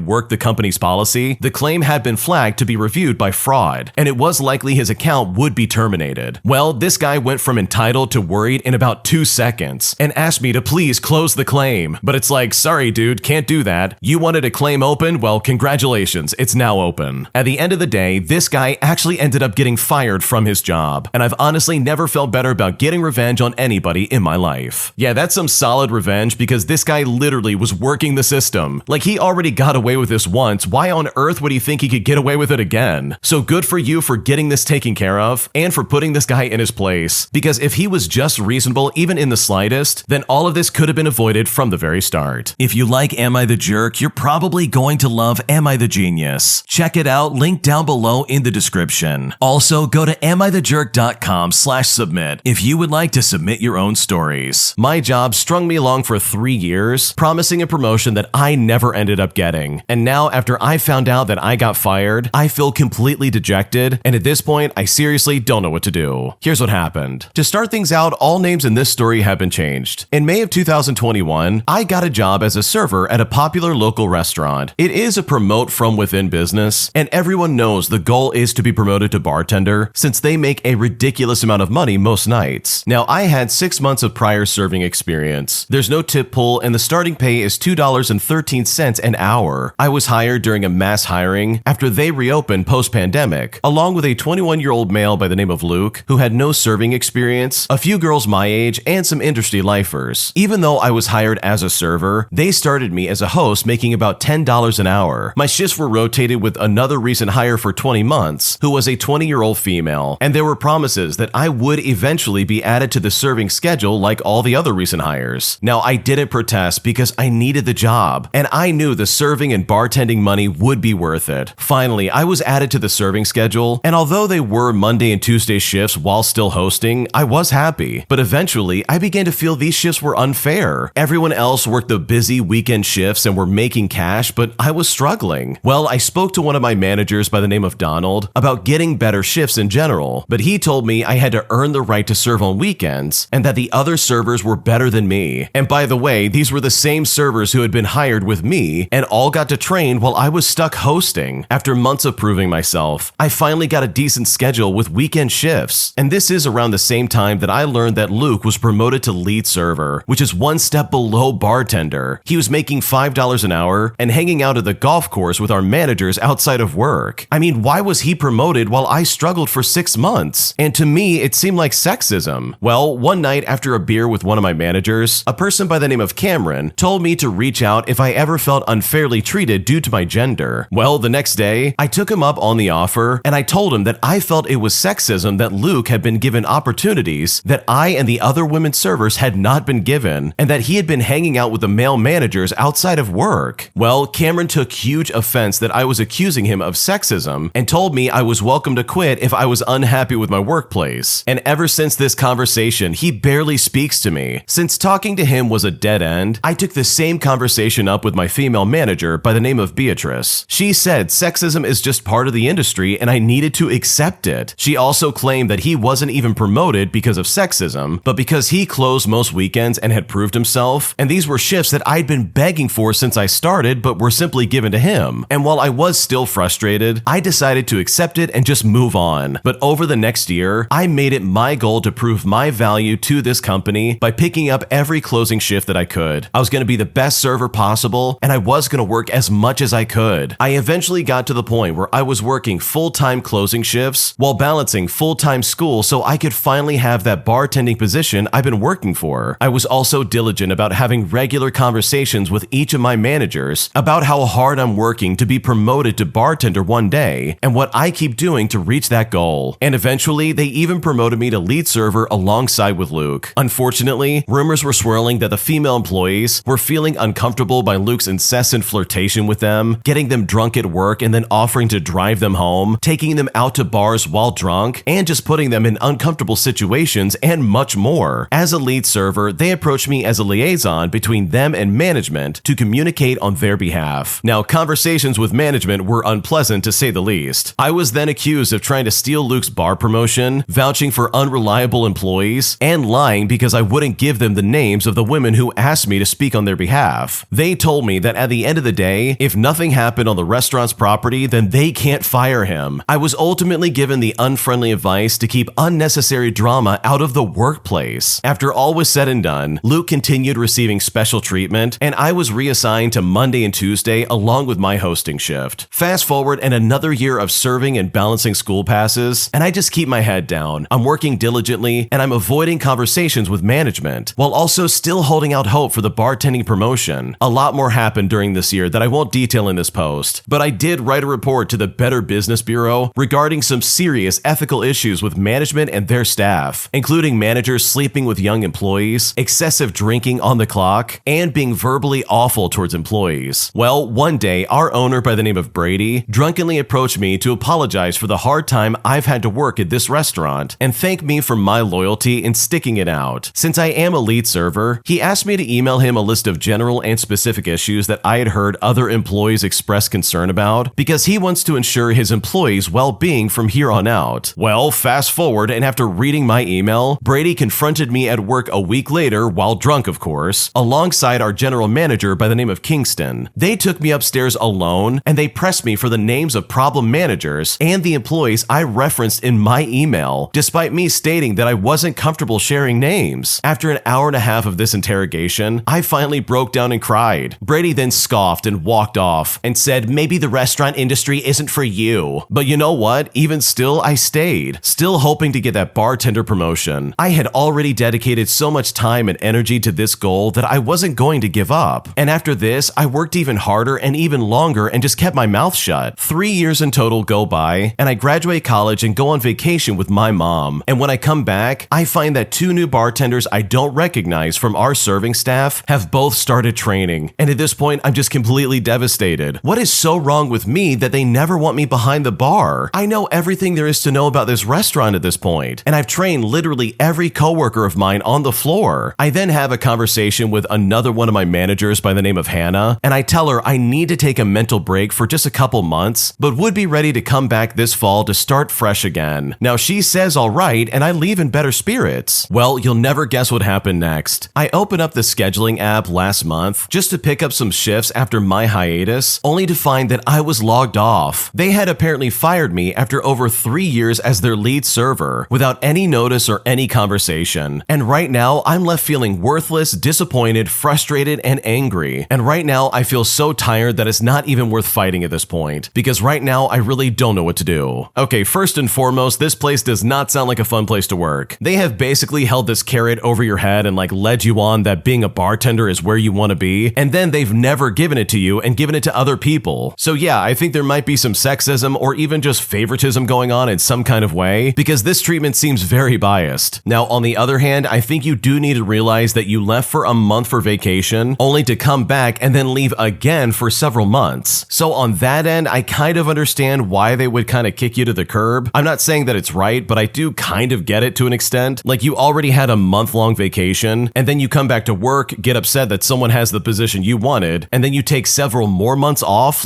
If I was a manager, I'd be like, wait a second, what's going on here? And sure, you have been there for 3 years. You've been dedicated to getting your job done and proving yourself to these people, but from my experience, if a manager can fire somebody, they will. And it really sucks, and it's not fair. And it seems like this restaurant has a lot of turnaround because clearly there's new people coming and going all the time, and they obviously don't value the hard work that you put in, so they don't see you as a good asset in the slightest, and that just sucks entirely. So no, it's not right, but I do kind of get it, even though it's awful behavior behavior, and it's just so unacceptable. But truly, I think you can find a much better job than this, because these people sound like they suck to work for, and I really think that you deserve so much better. My boyfriend broke up with me suddenly and has never given me the chance to have any closure with our relationship. And now I'm considering flying across the country just so I can have one last conversation with him to try and find the closure that I desperately need. Here's what happened. Okay, so to start things out, he broke up with me the month before because he was struggling with mental health and thought it would be good to move home to his family in Texas, as we lived in the Northeast at the time. We agreed that we would both work on ourselves for a bit and then we would get back together much stronger. I wanted what was best for him, and despite trying, it was becoming clear that I couldn't help him. So we broke up and then continued to support each other through the sadness of the breakup. We loved each other so much. I was so sure that he would move home, feel better, and we would get back together quickly, that I wouldn't even call him my ex-boyfriend and I would just call him my first love. Well, a month later, my brother overdosed and was in a coma. The doctors told us he was brain dead and that he would have to donate his organs in a few days. Despite trying to handle it on my own, I missed my boyfriend and decided to call and beg him to come, but he said that he couldn't, which pretty much destroyed me. And that was the last time that we talked on the phone, and I was shocked. Him refusing to come was the last thing I expected in the world, especially based on our bond and how I thought that we cared about each other, especially considering everything I knew about him over the past 4 years and what I would do for him if he asked me. We went from talking every day to never talking again. After the day my brother passed, he just completely disappeared. He never reached out to me or any of our mutual friends to check in on how I was doing. He didn't reach out to any of my family who he was very close to, and he didn't reach out about the funeral or anything. All of it just hurt so bad. The fact that he cared so little when I cared so much hurt so bad. But I think the shock of it all hurt the most. The fact that he was showing me someone I've never met. It made me worried about him. I couldn't understand how he could treat me that way, which made me worried that he wasn't doing well. I was extremely hurt and angry at first, but 2 months later, the anger disappeared and I forgave him and I missed him. I thought there must be a reason as to why he couldn't comfort me at the time, and it must have been a good one, because I couldn't have been so wrong about someone for so long. I trusted him with my life and I wanted to trust myself. Well, I decided to reach out to reconnect and try to talk about what happened with us. He wouldn't respond to my text messages or calls, so I decided to email him, which was a special thing that we used to do. He responded to my heartfelt letter with complete apathy, which terrified me again. He basically said that he was not willing to talk to me, but he did wish me the best. And this was the complete opposite of anything we ever said, and again, it sent me spinning. Up to this point, the last time I saw him in person was a month before my brother passed, when he visited my family for a week after we decided to take the break. We hugged and kissed with love before he left to catch his airplane home. He has never done anything but love me in person, and everything disappointing has happened over text messaging, which is just so confusing and difficult for me. Like, I can't really believe that any of it was him. The only reason I think he still cares about me though is through his music, which is how we used to communicate when we were first getting together. He has been making playlists, and I have been listening as if they are his words. Many of them convey that he still loves me too, and that he is also confused about everything that has happened, but I have no way of knowing if he knows or listens. And I know this is all crazy, but I don't know what to do because I feel so stuck. I can't believe that the person I used to trust with my life is the only person I'm terrified to reach out to. I want to talk, but I'm too scared to reach out over text messaging after the last 2 experiences that I had. Nobody understands, but I just need to see him in person. I need to see him to either hug him and heal or just to say goodbye. He just started a graduation program in Austin, and I'm wondering, should I fly down there and stand outside of his school? My hope would be that he saw me and we both run into each other's arms and cry and heal. My fear would be that he would see me and just look at me apathetically and ignoring that we ever existed. So should I fly down there and try to find some kind of closure? What should I do? Okay, I'm gonna go ahead and say what I think all of us are thinking, but this is crazy talk. Like, seriously, this went from I'm mourning the loss of my relationship to hey, I'm a creepy stalker in like 2 paragraphs. Literally, you went from like, oh man, this really sucks to, oh, I'm gonna fly down to his school and stand outside of it. Like, what are you talking about? That is a horrible idea. You are literally trying to equate his playlist into some kind of like love letter to you. And by the way, why do you need closure? He already responded to your email. He said, hey, I don't want to talk about it, but I wish you the best. That is all the answer that you need. The subtext there is that, hey, he doesn't want to be with you and he doesn't want to talk about this. He wants to move on with his life, and that's that. But seriously, let's reflect on your behavior real quick. You want to fly down there and stand stand outside of his school under this delusional hope that he's going to run out to you and you're going to heal together. Like, that is not going to happen. That is not going to happen at all. If I had an ex-girlfriend who was standing outside my school and was like, I just want to talk, I want to see you in person, let's figure this out with a hug. Like, you've either watched way too many movies or you really think that that's how this is going to go down. Because what's really going to happen is this guy's going to look at you and be like, what in the world are you doing here? He's not going to run into your arms and be like, oh my God, you're right. I'm so glad you're here. Let's figure it out together, you and me. Like, no, man, that's not going to happen. He's going to be like, please leave. Why are you here? I don't like you. And there's a good chance he's going to have another girlfriend already with him in some kind of way. Like, why would you do this to yourself? So no, do not fly down to Austin and see him. Don't go to his graduate program and stand outside of his school. None of that's a good idea. That's an insane idea, and it's not going to do you any good because this relationship is over. And I'm sorry that you're hurting, but you need to accept that and move on with your life. Am I the jerk for kicking my sister out of my house after she screamed at my wife for trying to remodel the backyard? Here's what happened. Okay, so my sister has lived with me ever since she was a teen mom. She has her own little space for her and her kids. And for the record, this is my house as I own it. My fiance by the name of Amy moved in, and since Amy's my wife, she can remodel the home as she likes. Amy and I have been together for 4 years, and my sister has lived with me for 6. My sister and Amy got into this huge argument over ripping out my grass where her kids play, and doing so to make a garden that will bloom next spring. And Amy had discussed this with me, and I definitely agreed upon it. Now, because of our different schedules, we forgot about my sister and telling her about the garden. Amy took a few days off from work to meet with the contractors for the initial digging up of the yard, and this happened while I was at work. Well, my sister made a scene with the contractors and yelled at Amy. Amy then told my sister that it's time for her to move out and get on with her own life, and that I've been supporting her and her kids for far too long. A neighbor eventually got involved and called the police, saying that Amy wasn't authorized to have the contractors dig up the yard. Amy was asked to leave the property by the police with an overnight bag, and this was supervised by the police because I was not reachable at work. My sister then told me, can you believe that idiot just ripping up the yard like that? Now, at this point, I have to leave work and take my hour commute home just to deal with my sister. I told her it's time to move out, and she should have never been involved with the garden. It wasn't her place, and it's not her home. My sister was complaining that her boys love to play in that patch of grass, and she can't believe that I would make changes to her play area without consulting her. And Amy is really pissed off at my sister and the neighbor. The neighbor tried to apologize, but I had to tell the neighbor there is no more coming over because she will be trespassed, and she had no business calling the police and making the situation worse. The neighbor explained that she didn't know Amy was authorized to make those changes, and I told the neighbor, well, that's too bad. She's now banned from the property, even though she's friends with my sister and their kids play together. I told my sister that her and the boys have to go, and she needs to be out by the new year, or I will take legal action against her. Well, my sister keeps crying and apologizing, but her action showed Amy what her married life would look like with my sister living with us. And because I'm putting my wife first, my sister absolutely has to go. Honestly, I think you're doing the right thing. First of all, you're definitely not the jerk here because this is completely out of line. Your sister had no business talking to your wife like that. Like, this is not your sister's home. So for her to freak out on your wife like that, you know, the person you're gonna marry and that lady's future sister-in-law, like, that is so rude and toxic. I understand that she wants to live there because it's convenient, but at least for your sanity and Amy's sanity, there's no way your sister can live there and stay with you guys because you have it 100% correct. This really is a window into your future with this home. Like, she absolutely would be a nightmare to deal with, and I don't blame you for kicking her out. So hopefully all of this goes well because I think you've given her ample time to figure her life out. And the sooner your sister leaves, I think the happier the both of you will be. My entitled roommates decide to throw out all of my food after I refused to cook dinner for them. So I decided to get some revenge by delivering karma to them in a way that I don't think they ever expected. Here's what happened. So it seems to me at least that I've dealt with a lot of terrible people in my life, and I suppose I'm just kind of a magnet for it. From my terrible mother, to my terrible ex-wife and mother-in-law, to bad coworkers that gave out my phone number to my mother, and lastly, some bad roommates from my college days. But beyond all that, I haven't really dealt with anyone else of note. I've got good friends, a good job, and I'm physically active. But there were times where I was drawing in terrible people. So back in college, I had to deal with 3 bad roommate guys for 6 months. It was community college, so there was no dorm or anything like that. It was just a rundown apartment that looked right out of the 80s. I was balancing school and part-time work, so I didn't have a lot of money. The funny thing is, I was literally the only one there who knew anything about cooking, much less even did the dishes. I wasn't one of those hardcore couponers, and there was really only 2 good stores stores in walking or biking distance. One was a typical supermarket, and the other a small discount food store. And that's where I went the most, while also not being a stranger to the local thrift store. My roommates mostly ate junk food, or whatever else they could grab that was already made. So for obvious reasons, I couldn't keep leftovers. We also had fights about them not doing their share of cleaning, but that was resolved later as well. Two of these guys said that they were friends before college, and the third roommate fit right in with them for a while. The drama over the food first started when I made myself an egg sandwich for breakfast. 2 eggs over easy or medium, with your choice of cheese, bread, and mayo. It's actually pretty good, and it's a solid breakfast. One of my roommates saw me eating it and asked for one too. Now, I apologetically said no, because I was on a tight food budget, and the frying pan was already in the sink. And when I said this, he just rolled his eyes at me and groaned out loud. I told him they were easy to make them himself if he bought the ingredients, but he just balked at the notion. Another day, I made mashed soft-boiled eggs for breakfast, and that attracted more attention. It's eggs boiled just enough to where the whites are cooked, but the yolk is still liquid. You then peel the shell off and mash the eggs in a bowl with a fork. It can be easy to mess up, and I only really succeeded half the time, but it's great with just basic seasoning and sometimes hot sauce. I haven't made it in a while, but I like to eat it on toast and sometimes over rice. I also made egg salad from time to time. Eggs were cheap and basically $1 a carton at the discount store, and I'm also not a big fan of cereal, as I had to eat it a lot growing up, and I prefer a warm breakfast without a lot of sugar. No matter how much I told my roommates they could cook their own food if they let me show them how, they just kept complaining that I made food that they weren't allowed to eat. Even though they wanted to eat good food at home, they were completely unwilling to put in any effort, and compared to those guys, I was the only broke person there. They all had the latest gaming consoles and new laptops. One of them even had a car. All I had was an old N64 and CRTV that were legitimately pity gifts from friends years prior. And back in the day, I had a GameCube that I splurged on and a used laptop that I got secondhand. My roommates were nearly constantly gaming, watching YouTube, and being just general couch potatoes when not in class. I think they thought that I would be a pushover at first, but I'm the kind of guy that seems chill till you push me one step too far. And they did exactly this by stealing my game systems and my food. Now, here's what happened. One evening, I made something good for my dinner. I don't remember specifically what it was, but it might have been a fillet of some kind. I mean, I eat those a lot. And I even made them into spicy fish burgers. My roommates all ganged up on me over how their dinners always sucked unless they ate out. They had microwave food all around them on many nights, and they wanted me to finally make something nice for everybody. So I told my roommates that if they each kicked in $5, I'd make us a nice spaghetti dinner the next day. And surprisingly, they agreed. But my biggest mistake was not collecting the money from them in advance. So I went out and got some ground beef, a jar of sauce, a loaf of garlic bread, the noodles, and some canned green beans for the side. And I whipped up a great dinner. But when I wanted the money from each of them, they just laughed at me and refused. In fact, they played off what they did as a joke. When I didn't accept that answer, they told me that they were sick of me flaunting my cooking around them and never sharing anything with them. Well, I gave them all the finger and I told them that I would never cook for them ever again. And you know what? I stuck to that. They tried several more times and I always refused. They even offered to pay me again, but still refused to pay me for the first time. So I'm sure they would have just pulled the same stunt again. Money or no money, I had my pride, and I meant it when I said I would never cook for them again. They then started acting like kids whose parents wouldn't feed them around me, and they were pretty angry when I called them out on it. I wasn't obligated to be their caretaker. I didn't know what kind of homes these guys came from, but they certainly weren't used to not getting their way. Well, one day I came home from work and I found all my food missing from the fridge and cupboards, and none of my roommates were home. So I was furious and I couldn't even confront them. So I just tried to play some video games to unwind, but all of my consoles were missing. And at that point, I lost my mind. I went to see my acquainted neighbor living in one apartment down the hall, and I asked for some advice from him because he was the one who sold me the GameCube. He had an evil idea and said that he would use a digital camera to record my roommates when I confronted them if I wanted, but only if I paid him $20 to do so. And at this point, I didn't really have a choice but to agree. When my roommates finally came back, they were all smug. That is, until they realized their gaming consoles and laptops were all missing. That's when they flipped out and threatened to beat me up. But I held my ground and I told them I wanted my stuff back, or I would never tell them where their stuff was. It turns out they bagged up all of my food and threw it in the dumpster outside a few hours earlier. Then they hid my game system and TV somewhere in the building before taking off for a party. I asked them why they did that, and they claimed it was because they had been drinking all day since it was a weekend. Then they tried to say it was just a stupid drunken joke, while also telling me I'd gone too far. But I just laughed and said they were enormous hypocrites and jerks to say that I went too far after what they did to me, and I was just getting even. Now, one of them looked like he was ready to hit me, and that's when I drew all their attention to the nearby window, and it's there that they saw our neighbor outside the window recording everything with his camera. He gave me an okay and took off down the fire escape before my roommates could do anything. I told them that guy just recorded their entire admission, namely for bullying, theft, and drinking under the age, as we were all under the age of 21 at the time, and it's then that I told them that I would take this recording to the dean if they didn't make things right, because they wouldn't like having that stuff as part of their records. It was well known a couple of girls had been ousted from the college for roommate bullying the previous year, and drinking while underage is a huge no-no. Well, when I said that, they all looked like the color had been drained from their faces. I told them that I wanted my stuff back now and the cost of my food reimbursed, basically saying that the next move was theirs. Well, they all took off outside as fast as they could. They came back with my game systems and games in a garbage bag, and even retrieved my food from the dumpster and expected me to just take it. But I refused to touch the food because it had been in the garbage for hours, and I would only accept cash from them. Additionally, they dropped my TV and it was broken, so I wanted that replaced too. They all moaned and groaned, but finally asked me what I wanted. So I said I wanted a new TV and $60 cash from each of them. They asked why that specific number, and I said $50 each to replace my food that they threw away, $5 each for the spaghetti dinner they never wanted to pay for, and then what remained for having to pay a guy to wait for 2 hours outside our window in the cold to record them. So they all got their wallets out and begrudgingly gave me the money. They had all previously bragged about how they had parents and scholarships footing their bills, so they easily had the cash on them. After getting paid, I told them where to find their stuff that I'd hidden, and they stopped bothering me. One of them had a small flat screen TV in his stuff and just gave it to me to replace the one that they broke. And then after that, we called it even. But after that event, they avoided speaking to me if at all possible, though eventually they all started getting on each other's nerves since I ruined their fun. They also never brought alcohol into the apartment again for fear that I would snitch on them, and they did try to bother the guy I paid to record them, but he said he would take the recording to the dean himself if they ever came after him again, so they were completely out of luck to do anything about the situation. When the lease renewal came, 2 of the roommates opted to move out of the building because they and the third guy now hated each other. Yeah, they all hated me, but the 2 that left were especially the worst, but they liked each other just fine. I didn't bother keeping tabs on them once they were out, and the few classes we had together, they just kept away from me, and the one roommate that stayed actually made some improvement as a person, and made sure to tell the new guys who moved in not to mess with me at all. One of them was pretty cool though, and he actually liked cooking simple home meals like I did, and he also liked Nintendo and bikes. He eventually became my best friend, and still is to this day. We even still play Mario Kart together when we can, and took up cycling together again once I separated from my ex-wife. He's been my greatest support ever, more so than any family I've ever had. Also, for those wondering where I'd hidden my roommate's stuff, I hid them all in their own suitcases that were already put away in the closet, which really would have been the last places they would have looked. And trust me, they were so pissed that it was all right there the entire time. Yeah, those roommates suck. If I had to deal with roommates like that who were selfish and just so condescending, and who would be so willing to like throw my stuff out all because they didn't get their way, then I would seriously lose my mind on these people. Especially when you're tight on a budget. The fact that they would throw your stuff out and your property out is so incredibly rude and criminal in my opinion. So good for you for getting some solid revenge, because these people absolutely deserve it. If you like Am I the Jerk, you're probably going to love Am I the Genius. Check it out, link down below in the description. Also, go to amithejerk.com/submit if you would like to submit your own stories. Am I the jerk for refusing to cook a vegetarian Thanksgiving dinner, all because my brother is demanding that we do so? Because right now, I am very frustrated with how things have gotten out of hand, and at this point, I seriously don't know what to do. Here's what happened. Okay, so I feel like I've slipped into the twilight zone with this entire argument, so I'm looking to the internet for some kind of answer. For a bit of background, I'm a 31-year-old female, and my brother and I do not get along. For the sake of the story, we'll call my brother Mark. When he was a teenager, he saw a documentary on factory farming and decided to becoming a vegetarian. He got very, very annoying about it quickly, but my dad shut him down when he tried getting the rest of us to be vegetarian with him. Then he went to college, made a bunch of very strange friends, and then went militantly vegan. It's his entire personality. I stopped talking to him after he threw a fit about one of my birthday dinners being at a steakhouse and spammed me with messages of cows being taken to the slaughter. Now, my parents have been trying to repair the situation, and for a while, it did seem like Mark was getting better, so I've been letting him back into contact gradually. Then he started dating someone by the name of Pam, who is some kind of vegan influencer. She is apparently moderately popular online, but I have no idea what she does exactly. I don't know if Mark was trying to impress her or what, but last Thanksgiving, he insisted that mom cook at least a vegetarian meal, or they wouldn't come on ethical grounds. My mom just wanted everybody to get along on her favorite holiday, so she agreed. And trust me, it was not a fun meal. This year, my parents have downsized for retirement, and my mom is having health problems. I bought their house when they moved, so my mom asked me to host Thanksgiving so it would be like usual. So I told everyone in the group chat so Mark and Pam could make travel arrangements, and Pam immediately started gushing about all of the vegan replacement recipes that she could give me to replace the traditional ones. I said to send me a main dish recipe that they like, and I would give it a shot, but I am making the traditional meal otherwise, and there should be plenty of things that they can eat. Well, Mark and Pam have been arguing about this with me for days, and then Mark said that if I wouldn't make a meat-friendly meal, then they wouldn't come. This then upset my mom, who asked me to just make what she made last year to keep the peace, but I told her that Mark needs to get over himself and I'm not coddling him. I'm having turkey on Thanksgiving. Now, my dad privately agrees with me, but Mark saying that he's not going to come is upsetting mom so much that he's worried it will impact her health. There's a not big, but also not zero chance that these might be some of the last family holidays we have with her. And my mom thinks that I'm putting turkey over my own family, and I'm honestly not so sure anymore. So am I the jerk in this situation? What should I do? No, you are absolutely not the jerk in this situation. It seems like Mark is trying to hold the whole family hostage all because of his stupid dietary choices. If he really doesn't want to eat meat, then congratulations, bring something of your own, or at least have one main dish that's just for you and your stupid girlfriend. But just because he doesn't want to eat meat doesn't mean that the whole family has to not eat meat as well. Like, that is so stupid and annoying, it's not even funny. And this is not you putting turkey over your entire family. In reality, this is Mark putting turkey over the family. You've given him options. Like, seriously, if he really wanted like a vegan dish, or even like multiple vegan dishes they could enjoy at Thanksgiving, then they could easily have that. But it seems like that's not what he wants. He wants everybody to follow his dietary restrictions. And that is just super annoying, and I would be so pissed off at that. So no, you're definitely not the jerk here, and I think that Mark is being completely unreasonable. My partner's been caught red-handed, embezzling money from the company we work for just so he can pay off his gambling debt. And now my trust in him is completely broken, and at this point, I seriously don't know what to do. Here's what happened. Okay, I'm feeling completely lost and overwhelmed by what happened in my life just hours ago. I'm a 27-year-old female, and I'm working as an operations supervisor at a BPO company. I've been with this company through thick and thin, and the owners trust me deeply, and I'm the longest serving employee. I met my 28-year-old partner at the company, and we now have an 11-month-old daughter. He's generally a good guy, and although we're not married, we do live together, and we've been together for about 2 years. When we met, he was a regular agent, but because of the trust the company has in me, they gave him the chance to handle our payroll. Our payroll process is still quite manual, so our salaries are paid in cash and counted by my partner manually before releasing. Well, earlier today, the owners called me in for a discussion. They showed me hidden salaries that had been included on the list since May of this year, and it turns out that my partner is suspected of embezzling around $4,400 US, which is a very huge amount in our country. Now, when I heard this, I was stunned, and I didn't know how to react. The owners expressed that they trust me enough to know I had nothing to do with it, which I deeply appreciate. I expressed my shock and confusion as I handle our family finances, and I never suspected anything, and I was just as lost as they were. I assured the owners that I would fully support their investigation and do my part as an employee. They allowed me to discuss the situation with my partner, even though the investigation is still ongoing. When I got home after crying the entire way home, I talked with him about it, and surprisingly, I was calm. I told him about the investigation and I laid out the facts, and to my shock, he admitted to it. And that's when I started crying and I asked him why. We had enough money and we lived comfortably. I couldn't think of any reason why he would do that. He then confessed that he had been addicted to gambling for months and had taken out numerous loans from online lending apps. It accumulated to the point where he couldn't pay for it anymore, and when he couldn't handle getting bothered from the lending apps, he resorted to embezzling money from the company. Well, I felt betrayed, tricked, sad, and angry all at once. I couldn't believe I'd been so blind. We were together almost 24/7 and I had no idea. He said he was insecure because I made 3 times his salary, but I got angry and I told him that I worked so hard to get where I'm at and that his ego had consumed him. So I told him that I was done. I love him, but I can't stay with someone who betrayed betrayed me and so many others. I told him that he should have thought about the consequences before he started gambling. I said he might have taken me and our daughter for granted, thinking I would forgive him, but I won't. I refuse to let my daughter and me be dragged down by his mess. I told him he could stay at the house for now, but he needed to find another place to live because I don't want to see him. One more thing I asked for him is to not let this be hard for us. Just set us all free and we can be on our separate ways. Now, this may be dumb, but I still love him enough that I care about where he'll stay. So I let him stay at our room for now. I'm writing this in another room and currently contemplating my decision. Honestly, every time I look at my daughter, I cry and think if this really is what I want for us. Her growing up without a complete family. But I just can't take the betrayal. I honestly feel so broken and I don't know what to do next. Yeah, your partner is an awful person and what they did is so unacceptable. For starters, while I do think it's noble of you to be like, yeah, you can stay with me until you figure something out, I think it would be important to be like, yeah, there's a timeline though, you can't stay here forever. And I personally get where you're coming from, where it's like, okay, my daughter needs a complete home, but this guy has completely betrayed that trust. He basically put your livelihood in jeopardy and the financial future of your daughter in jeopardy by literally almost costing you your job. Like, I've got to be honest, I think you got incredibly lucky by that company being like, yeah, we'll keep you around, and not being like, not only is your partner getting fired, but you are as well. Like, this easily could have been spun against you just as much as it's obviously against him. So honestly, with whatever happens between you and your partner, hopefully this all works out for your daughter, because in my opinion, she's the one that deserves the best future regardless of what happens. Am I the jerk for supposedly purposefully excluding my coworker from eating dinner with the rest of the office to celebrate another coworker getting married? Because right now she is literally blaming me for everything that went wrong, and at this point, I seriously don't know what to do. Here's what happened. I'm a 28-year-old male and I work in a team of 7 people. A new girl that we will call Jess joined a couple of months ago who I really just don't care for. I am polite to her while we work, but we don't share any hobbies or overlap in any way, and I think she's a bit pretentious to be honest. She's always talking about her living in London in her early 20s. It is her whole personality, talking about all the expensive things she used to do and how she is so broke as a result. Now, we are all paid very well for what we do in the area we live in. Well, last night, we had all planned to go for dinner after work to celebrate someone by the name of Chris getting married. I knew Jess would be going, but it wasn't my plan to dictate who went, and it's a nice thing to celebrate, so I decided to go anyways. Everyone at work drives apart from me, so Chris offered to drive us both. I will say I am the closest with him, and we started around the same time. Well, I was all set to go until Jess said she finds driving on her own nerve-wracking, and I honestly have no idea how she even manages to commute every single day. She then asked if I would ride with her. Well, I declined and said I wanted to travel with Chris. She insisted, so I told her I want to ride with Chris so we can talk about wedding things, and then I just got into the car. Now, Chris did offer to also drive her, but she declined. We all got to the restaurant, but Jess did not. She had a panic attack mid-journey and decided to Uber home, leaving her car on a random street somewhere. Well, fast forward to today at work, and she had a go at me and accused me of purposefully excluding her from the group plan. Apparently, me not riding with her was a scheme on my end to make her not go, because apparently I don't like her. I told her that she excluded herself. Chris offered her a lift and she didn't take it. She also didn't have to abandon her car, and she could have called an Uber for herself to the restaurant. And then after I said that, I just walked off. Now, here's the thing. While I don't like her, I never make that known at work or to any of my coworkers. I ask about her weekend, I offer her a hot drink if I make one, and I help her whenever she has questions. I just don't talk to her like I do with everyone else, and I don't have her on my social media. I've known everyone else for about 3 years now, so of course I'm close to them. I was talking to Chris about this post-shift, and he told me that it wouldn't have hurt for me to ride with her instead of riding with him when she insisted. So it now has me questioning, am I the jerk for the way I handled my coworker? Because right now I'm really not sure what to do. No, you're not the jerk at all. You don't know this lady nearly as well as the rest of your coworkers, so her demanding that you ride with her is already like a big red flag for me personally. But also, why is she acting as if you're the reason she couldn't make it to the restaurant? Like, that literally falls on her shoulders and not yours. Like, I'm totally sorry that she had a panic attack, but that is not your fault. Just because you didn't give in to someone's weird demands, especially when you don't know them that well, doesn't mean that you're a bad person or somehow excluded them. She literally could have gotten in the car with Chris and gone with you guys to the restaurant, or she could have taken an Uber there instead of trying to drive there herself. Like, it really seems like she just wanted to be pissed off at you for some unknown reason, and that is not fair in the slightest. So no, you are not the jerk here, and in my opinion, I think Jess is being completely unreasonable. My entitled sister demands that I give over my son to her so that she can be my son's new mom. mom, claiming that she deserves to be a mom because my wife and I never planned on having any other kids in the first place. But as a result, I snapped at my sister in a way that I'm sure she never expected, resulting in my family saying that I'm the jerk for the way that I reacted. Here's what happened. This story also came from the Am I the Jerk subreddit. Check the links in the description if you would like to submit your own story. Okay, let me start off by saying that I love my sister, and for the sake of the story, we'll call my sister Jenna. She's been there for me through thick and thin. We were raised in a tight-knit family, and despite our occasional squabbles growing up, we've always had a strong bond, or at least I thought we did. But recently, something happened that made me question everything. I'm a 35-year-old male, and I have a 4-year-old son who we will call Liam. He is the light of my life. I wasn't always planning on having kids. I wasn't really against it, but I just didn't see myself as the dad type when I was younger. But things changed when I met my wife, who we will call Sarah, 7 years ago. We fell in love, got married, and after some long talks, we decided we wanted to start a family. It took us some time, but Liam came into our lives and I couldn't be happier. My sister Jenna is 38 years old, and she, on the other hand, has struggled with infertility for years. She and her husband, who we will call Mike, have been trying to conceive for as long as I can remember. They've gone through rounds of IVF, hormone treatments, and pretty much anything else you could name. I can't even imagine the emotional and physical toll it's taken on her. I've tried to be supportive in every way that I could, by listening when she needed to talk, helping her financially when they were going through expensive treatments, and just being there for her in general. But here's where things started to get complicated. Jenna has always had this aura around her. Like, no matter what, she always got what she wanted. She was the golden child growing up, and everyone admired her. And in a way, I did too. But there was always a sense of entitlement. Like, she expected life to keep rewarding her. So when she and Mike couldn't conceive, I think it shattered something inside of her. Over time, her behavior towards Liam began to change. At first, she was a doting aunt, showering him with gifts, visiting us all the time, offering to babysit whenever we needed a break. But gradually, her comments became more possessive. She would say things like, "You're so lucky to have him. I wish I could keep him for a few days." Or she would say, "If Liam were mine, I would do all these different things with him." Now, I just chalked it up to her frustration with not being able to have kids of her own, and I just kind of let it slide. I didn't want to make things harder for her than they already were. But then about 6 months ago, Jenna and Mike announced that they were looking into adoption, and Sarah and I were overjoyed for them. I thought this might be the turning point where she could finally move forward and find some peace. But after a few months, Jenna started making more intrusive comments about Liam, and this is where I started to get very uncomfortable and very freaked out. She would ask if he could stay over for extended periods, or if she could take him out for the weekend to give us a break. We tried to brush it off as a joke, but it started happening more frequently. The breaking point came a few weeks ago when Jenna came over for what I thought would be a casual dinner. Everything seemed fine at first. Liam was playing in the living room, Sarah was setting up the table, and we were all just chatting. But then, out of nowhere, Jenna said something that stopped me in my tracks. She said to me, "I've been thinking, and I think it's only fair that you let me take Liam for a while. I deserve this. You've already got what you wanted, and I've had to fight for everything in my life. I don't see why I can't have this too." And when she said this, I was stunned. I didn't know if I had heard her correctly at first. She looked at me like what she said was the most reasonable thing in the world. I could feel the tension rising in the room, and Sarah's face went pale, and I could see her gripping the edge of the table. I tried to stay calm, and I asked her, "What do you mean by that, Jenna?" She then let out a sigh, almost as if I was being difficult. She then said to me, "I mean, you've always been the one who's had everything come to you so easily. You weren't even sure if you wanted kids, and now look, you've got this perfect little boy. I've been trying for years, and it's not fair. I'm his aunt, and I love him like he's my own. You know I'd be a great mom, so why can't you just let me take him for a little while? I'll take care of him, and you can have a break." Now, at this moment, something inside of me snapped. All the years of supporting her, trying to be understanding of her pain, and dealing with her subtle digs at my life choices, all of it just kind of boiled over, and I couldn't believe she was asking me to give her my son like he was some kind of consolation prize for everything else that hadn't gone her way. So I stood up, and in a voice louder than I intended, I said to her, "Jenna, are you out of your mind? Liam is my son, not some object you can just take because you think life hasn't been fair for you. I'm sorry you've struggled, but that doesn't give you the right to demand my child as if you're entitled to him. You've gotten everything else you wanted, but that's not how life works. You don't get to borrow someone else's child because things didn't go your way." Jenna looked as if I had slapped her. She stood there speechless for a few seconds before she burst into tears and ran out of the house. Mike followed after her, but not before shooting me a look that made it clear he thought I'd gone way too far. Now, Sarah, who had been silent the entire time, finally spoke broke up. She quietly said, "I think you needed to say that." But I honestly felt awful. Not because I didn't believe what I said, as I absolutely stand by my words, but because I never wanted it to come to this. I never wanted to hurt my sister, especially given everything that she's been through. But how could she think that taking Liam would ever be okay? Jenna hasn't spoken to me since. She's blocked me on all social media, and even my parents have been hesitant to get involved. They told me Jenna is going through a hard time, and I should have been more understanding, but I'm struggling to see how I could have handled the situation any differently. Was I being too harsh? Should I have been more patient given everything Jenna's been through? Or am I justified in snapping at her for trying to take my son? What should I do? Okay, first and foremost, you are definitely not the jerk, and yes, you are 100% justified. Your sister was being a weirdo. She was literally being so creepy with the way she was talking about your son. Like, what was she implying? She wasn't saying that she wanted to borrow your son. She was saying that she wanted to take your son. She wanted to take him away from you and keep him. Like, that seriously is so creepy and weird. I don't care what kind of problem she's going through with infertility. This is a weird comment across the board, and it all comes from some weird jealousy that she can't have kids, but you did. Like, that is so beyond anything that's even reasonable. It's not even funny. And the fact that anybody, and I seriously mean anybody, is like, "Oh, come on, your sister is hurt. You need to be more understanding." It's like, what does that entail? Do I give up my son to my sister so she can feel like a mom? Like, why not just adopt a kid of your own and move on with your life? Why do you need to take my son away from me? This is all incredibly creepy. Jenna is out of her mind if she thought that was a reasonable request, and if I was in your shoes, I would have shut down Jenna exactly the way that you did. If you like Am I the Jerk, you're probably going to love Am I the Genius. Check it out, link down below in the description. Also, go to amithejerk.com/submit if you would like to submit your own stories. An entitled jerk blocks a handicap ramp, causing a person to fall down the steps as they didn't have the ramp accessible for them to use. And I've honestly never been more pissed off at someone's entitlement in my life. Here's what happened. Okay, so tonight I was walking with my partner, and we came across an individual in our gated community who was laying on their back next to an open car door, parked in a handicapped space. They had been laying there for at least 20 to 30 minutes, waiting for someone to walk by who might help them. They are handicapped and require a walker for mobility, and of course, this jerk driving a Mercedes decides it's okay to park immediately in front of the ramp leading to and from the unit's doors. And apparently, when they found out they were unable to leave due to this jerk, who decided they were too important to park in any of the other 6 available spaces, and yes, I counted, this handicapped person attempted to come down the curb and then they fell down. Needless to say, after helping this incredibly kind individual into their vehicle and offering to call for medical attention, I started on a rampage to put this idiot on blast. Maintenance was unable to call a tow truck because they were new and didn't have the proper code, and I don't have authority to call on private property. So I called and emailed the leasing office with photos of this idiot's vehicle. I then thought to myself, you know what, screw it. I'll contact the police or even triple check if there are any signs for towing and just try to call regardless, but the vehicle was gone. If you've ever blocked ramps, taken parking spots, or have prevented access to any resources put in place for people with disabilities, then shame on you. I hope this story sheds a light on the impact of your laziness. Also, not all disabilities are visible, so don't assume that if someone looks like they don't have one, then they shouldn't have the same resources as anybody else. Oh, and if you wanted to know more about the entitled owner, they parked a new Mercedes with some Freemason badges on their car. I'm still really pissed off by this, and I hope I never have to see something like this ever again. Yeah, that's an awful situation. That really is so unfair. For starters, I do think you probably could have called the police even if it was private property. Like, you absolutely have every right to call the police on someone who's doing something incredibly illegal. And blocking a ramp that's meant for someone with a handicap absolutely is illegal. You can't do that. That is not okay. So I think you did the right thing by trying to put this owner on blast, because what this jerk did is absolutely unacceptable. Am I the jerk for refusing to pay my friend's share of the bill after she once again purposefully forgot her wallet so that she could get a free meal? Because right now my friends are saying that I should have just covered her, and at this point I really don't know what to do. A few days ago, I went out to dinner with a group of friends. We all had a good time, and at the end of the meal, the bill came along. One of my friends, who we will call Sarah, suddenly said that she forgot her wallet at home. Now, this isn't the first time that something like this has happened, but it's never been with me directly, as she usually does this with other friends. Everyone was pretty quiet, and I could tell they were waiting for someone to offer to cover for her. I didn't say anything at first, but when Sarah looked at me, I kind of awkwardly said, "I can't cover you, I'm sorry." And when I said that, she seemed shocked, and then she said that she would pay me back tomorrow. I still said that I couldn't because I'm not comfortable covering other people's people's expenses, especially when this has happened before. She then got upset, saying that she felt embarrassed and that I was making her look bad in front of our friends. One of our other friends ended up paying her share, but the whole mood shifted. Afterwards, she also texted me later on saying that I was out of line and I should have just helped her out since it was only a small amount. Some of my friends are on her side, saying that I could have just covered her since she promised to pay me back, while others agree that it's not my responsibility, especially since she has a history of doing this. So am I the jerk for not paying for my friend's bill? Because right now I really don't know what to do. No, you are definitely not the jerk. Sarah has a history of doing this crap. There's no way on earth I would ever give her any money because chances are you will never see it again. And the fact that she's trying to act like you made her embarrassed in front of her friends is so funny to me because seriously, that is not what happened. She embarrassed herself. This is not the first time she's done this, and she's only doing it so she can get a free meal. Like, that is super embarrassing in my opinion. So I think that anybody trying to defend her is absolutely insane because this behavior is not normal. An entitled old jerk grabs my arm from behind, all because I apparently stole his gas pump at the gas station. And I'm honestly still shaken up by this and I don't know what to do. Here's what happened. Okay, this literally happened about 45 minutes ago and I'm still anxious and incredibly mad. I'm a 25-year-old female and I just got off work and decided that I needed to go get gas. I stopped at a gas station nearby my home, though as I pull in, I couldn't get all the way into the parking lot as there was a car sitting smack dab in the middle of the lot, blocking the way between the entrance to the lot and where all the gas pumps were. Now, I should clarify, this gas station has a surprisingly small parking lot. There's not exactly much room already to weave through to get to each of the pumps. Today was a particularly busy day for getting gas, as most of the pumps were occupied save for one. I couldn't get to this one as the car in front of me was blocking my way through, though after a moment, someone else honked at the car, and I'm not sure why I didn't do it myself, but I didn't really think about it in the moment. Now, they finally pulled forward and I thought they just drove off, especially since they did not pull into the empty space. So I pulled in, I parked my car, I went in to pay for my gas, and I came back out to fill my tank. I noticed the same car was suddenly sitting right across from mine, a bit further into the lot, and I could see an old couple sitting inside, seemingly having a conversation. I obviously didn't pay much attention to it, and I thought it was weird that they were just sitting there, but that's not my business. So I popped in my headphones and I put music on, and I just stood there waiting for my gas to finish pumping. And then at that moment, someone grabbed my arm from behind. It wasn't the tightest grip, but obviously you are going to panic when you are grabbed out of nowhere and you didn't even hear this person approaching. So I screamed and I yanked my arm away, and as I turned around, I saw the older husband of the couple that was sitting in that same car standing close to me and pulling his arm back all disgusted. I had to take my headphones out to listen to anything that he was saying, and even then I was still so freaked out I barely understood most of what he said. All I heard was him yelling at me about stealing their gas pump and that they were just pulling in when I so rudely stole their spot from them. Now, my reaction after staring at him for a solid second was to literally scream, "Get away from me. Who do you think you are?" and so on and so forth. And thank God I was a lucky one. I guess this older jerk wasn't quite expecting someone to yell back at him, so he immediately backed off. He got into the car with his wife and just drove off. And you know what? If he said anything, I definitely did not hear it, because it all ended as fast as it started. But I genuinely think that's the most shaken I've ever been in a long time. I had a few people around me ask if I was alright, but I just wanted to get out of there. So yeah, now I'm home and I'm upset and I just wanted to vent. I don't know who in the world thinks it's okay to just grab someone like that over a gas pump, but I'm just glad that screaming worked. And I'm so glad that he left me alone. Yeah, that's some seriously creepy behavior. You don't grab someone from behind, especially if you don't know them, and then try to be like, "Oh, you stole our gas pump, how dare you?" It's like, dude, this is first come, first serve. If you drove off and I took it, that's your problem and not mine. Last I checked, his name isn't written on the gas pump saying, "Oh yeah, this belongs to you." If he wanted that, then he should have gotten there properly. But aside from all of that, this guy was completely out of line, even putting his hands on you. That's just really creepy behavior, and you had every right to freak out and scream at him. Because I know if I was in your shoes, I would have done the same thing. Because this behavior is really scary, and it definitely should not have happened. Am I the jerk for kicking my sister and her boyfriend out of my house, all because they don't respect my sleep schedule? Here's what happened. I'm a 34-year-old female, and my sister, who's 27, and her boyfriend, who's 28, moved in with me at the end of August after he was laid off from work. The agreement was for them to stay at my apartment through the holidays so they could save up money and he could find a new job. All they would have to contribute is $500 for rent and food. Now, he has done his part and found a new job, and they have been saving money for their move, which is part of the reason why I feel like like I might be the jerk here. Now for some background, I work the graveyard shift in a small group home for adults with intellectual and developmental disabilities. I cannot sleep at work because I'm the only one there, and I have to be awake in case one of the residents needs me or there's an emergency. I spend my time at work cleaning, doing documentation, changing people's depends, making their meals for the next day, and giving a few of them their showers in the morning. Needless to say, I have to stay awake and alert the entire time I'm there. My sister has a difficult time understanding that I need my place to be reasonably quiet during the day so that I can get any kind of sleep. I could understand some normal amount of noise, but she took it over the top, laughing obnoxiously loud, blasting her music or TV in the living room, which is right next to my bedroom, having loud guests over, being very loud in the bathroom or the kitchen, etc. I asked very nicely many times to please keep it down, and she always apologized and said okay, but then she started to make it my problem and said that I should buy noise-canceling headphones or sleep at my boyfriend's place instead. Well, I finally got upset, and I told her they are being allowed to stay with me as a guest, and if she can't act as such, then they need to find somewhere else to stay. She spent the rest of the day calling all of her friends and everyone in our family, telling them how horrible I am for threatening to kick them out. Our parents reached out to me and asked if that was true, and I told them the situation and they're on my side, but said that I should give them the month to figure things out. I called and spoke with her boyfriend, and he felt genuinely bad about the situation and had no idea this was an issue. I try not to bring him into things, but I figured since this would affect him, it was only right to do so. Now she's even more furious with me because I went behind her back and called him and apparently manipulated him into being on my side. I told her, look, I will give them until November 1st to figure something out, and he even said it probably wouldn't even be that long as they could go stay with his parents. But my sister is choosing to expire on this hill and make me out to be the villain when all I wanted was some quiet so I could function at work. So seriously, am I the jerk for kicking them out? I do feel bad because her boyfriend is doing what he can and he is being reasonable. I just don't understand why my sister can't comprehend that I can't sacrifice my sleep and put my livelihood at risk. What should I do? You're making the best decision in my opinion because your sister sounds like a spoiled, rotten brat. Seriously, she's trying to make this your problem that she's being noisy instead of keeping the noise down herself? Like, that is unacceptable. I'm sorry, that just can't happen. And it's also pretty damaging to your sister's character when she goes to the rest of the family and tries to act like, oh my god, this is her fault. Like, seriously, this is not your fault. You work a night shift. You have to sleep during the day. And by the way, why is she not working? Like, if we want to start solving problems here, then maybe she should get a job and start saving up money for, like, I don't know, the place they're gonna live. So seriously, across the board, this was a good idea, and I don't think you're the jerk in the slightest, because your sister is being super selfish, and that is not your problem in the slightest. Am I the jerk for telling my friend that her wedding plans are completely unrealistic, as she is expecting everybody to go to a different country just to see her get married? And now, after I said that, she is very upset with me, and at this point, I seriously don't know what to do. Here's what happened. Okay, so my friend recently got engaged, and I'm absolutely thrilled for her. She has spoken previously before she was engaged that her and her partner want to elope in a different and more expensive country. Now, I have always supported her in this, and I am a big believer that if it's your wedding, then it's your rules. The problem arises when she got engaged and said that she can't wait for an elopement wedding. I then took her aside and said that I may not be able to come due to finances, and she responded by saying that there will be plenty of time to save for the wedding, as they plan to do it in 2026, and that the cost is what you make of it, and that it can always be made into a holiday for the people that show up, so that they're not just flying 12 hours for a wedding. Now, the country and city she plans to elope is not my favorite place in the world. It's somewhere I have very little interest in visiting, and so I would not make a holiday out of it. If I was going to attend, I would attend only for the wedding and then return home. Fast forward 6 months and the planning has started, and they have invited about 40 people to come to the wedding, stating that they know other people who have eloped and have about 20 to 30 guests. Well, I made a comment that I believe this is an unrealistic expectation, as it is a lot of cost to ask people, and she should be prepared that all 40 people might not come. In fact, it could be significantly less. Well, she immediately got defensive, stating that she isn't being unreasonable, and almost said that the cost would be the same for guests at a home wedding, which I totally disagree on, but I didn't want to make the situation worse. She is aware there will be some people who say no, but I'm a close friend to her, and I think she is more hurt that I'm implying that I might not be able to make it. From what I know so far, the couple are not planning to pay any expenses apart from maybe one meal after the wedding. Ever since this conversation, reception, my friend has been quiet and cold, and I want to know if maybe I said too much and should have just politely declined attending the wedding. I am still trying to see if I can make the cost work because I would love to go, but it is an awful a lot of money for me, and we're talking maybe over $2,000 if I'm being generous. So am I the jerk for telling my friend that I think she's being unrealistic? What should I do? No, I don't think you're the jerk at all. I think you're being realistic and you're being a good friend. You're telling her exactly what needs to be said, even if that truth is really hard to hear. Like, first of all, this is a destination wedding in an expensive country, and I don't know about you, but I don't have a couple $1,000s laying around to go to another country, let alone try and make a holiday out of it. And I think the original poster is not completely right. This is going to cost way more than $2,000, but that's just me. So honestly, I think what you said needed to be said. She needs to hear the truth and have a good idea of what's going to happen. Because I know for a fact if my friend was having a wedding in another country, there's a very high likelihood, unless the stars aligned, that I would not be able to make it and even be in attendance. And I think the fact that you explained this to your friend and at least tried to tell her what's going to happen, in my opinion, was the best thing you possibly could have done. When you subscribe, make sure to hit the bell to turn on notifications. To finish listening to all the stories, check out the playlist at the top of the description. And if you like Am I the Jerk, make sure to subscribe to Am I the Genius. Everything will be linked down below in the description.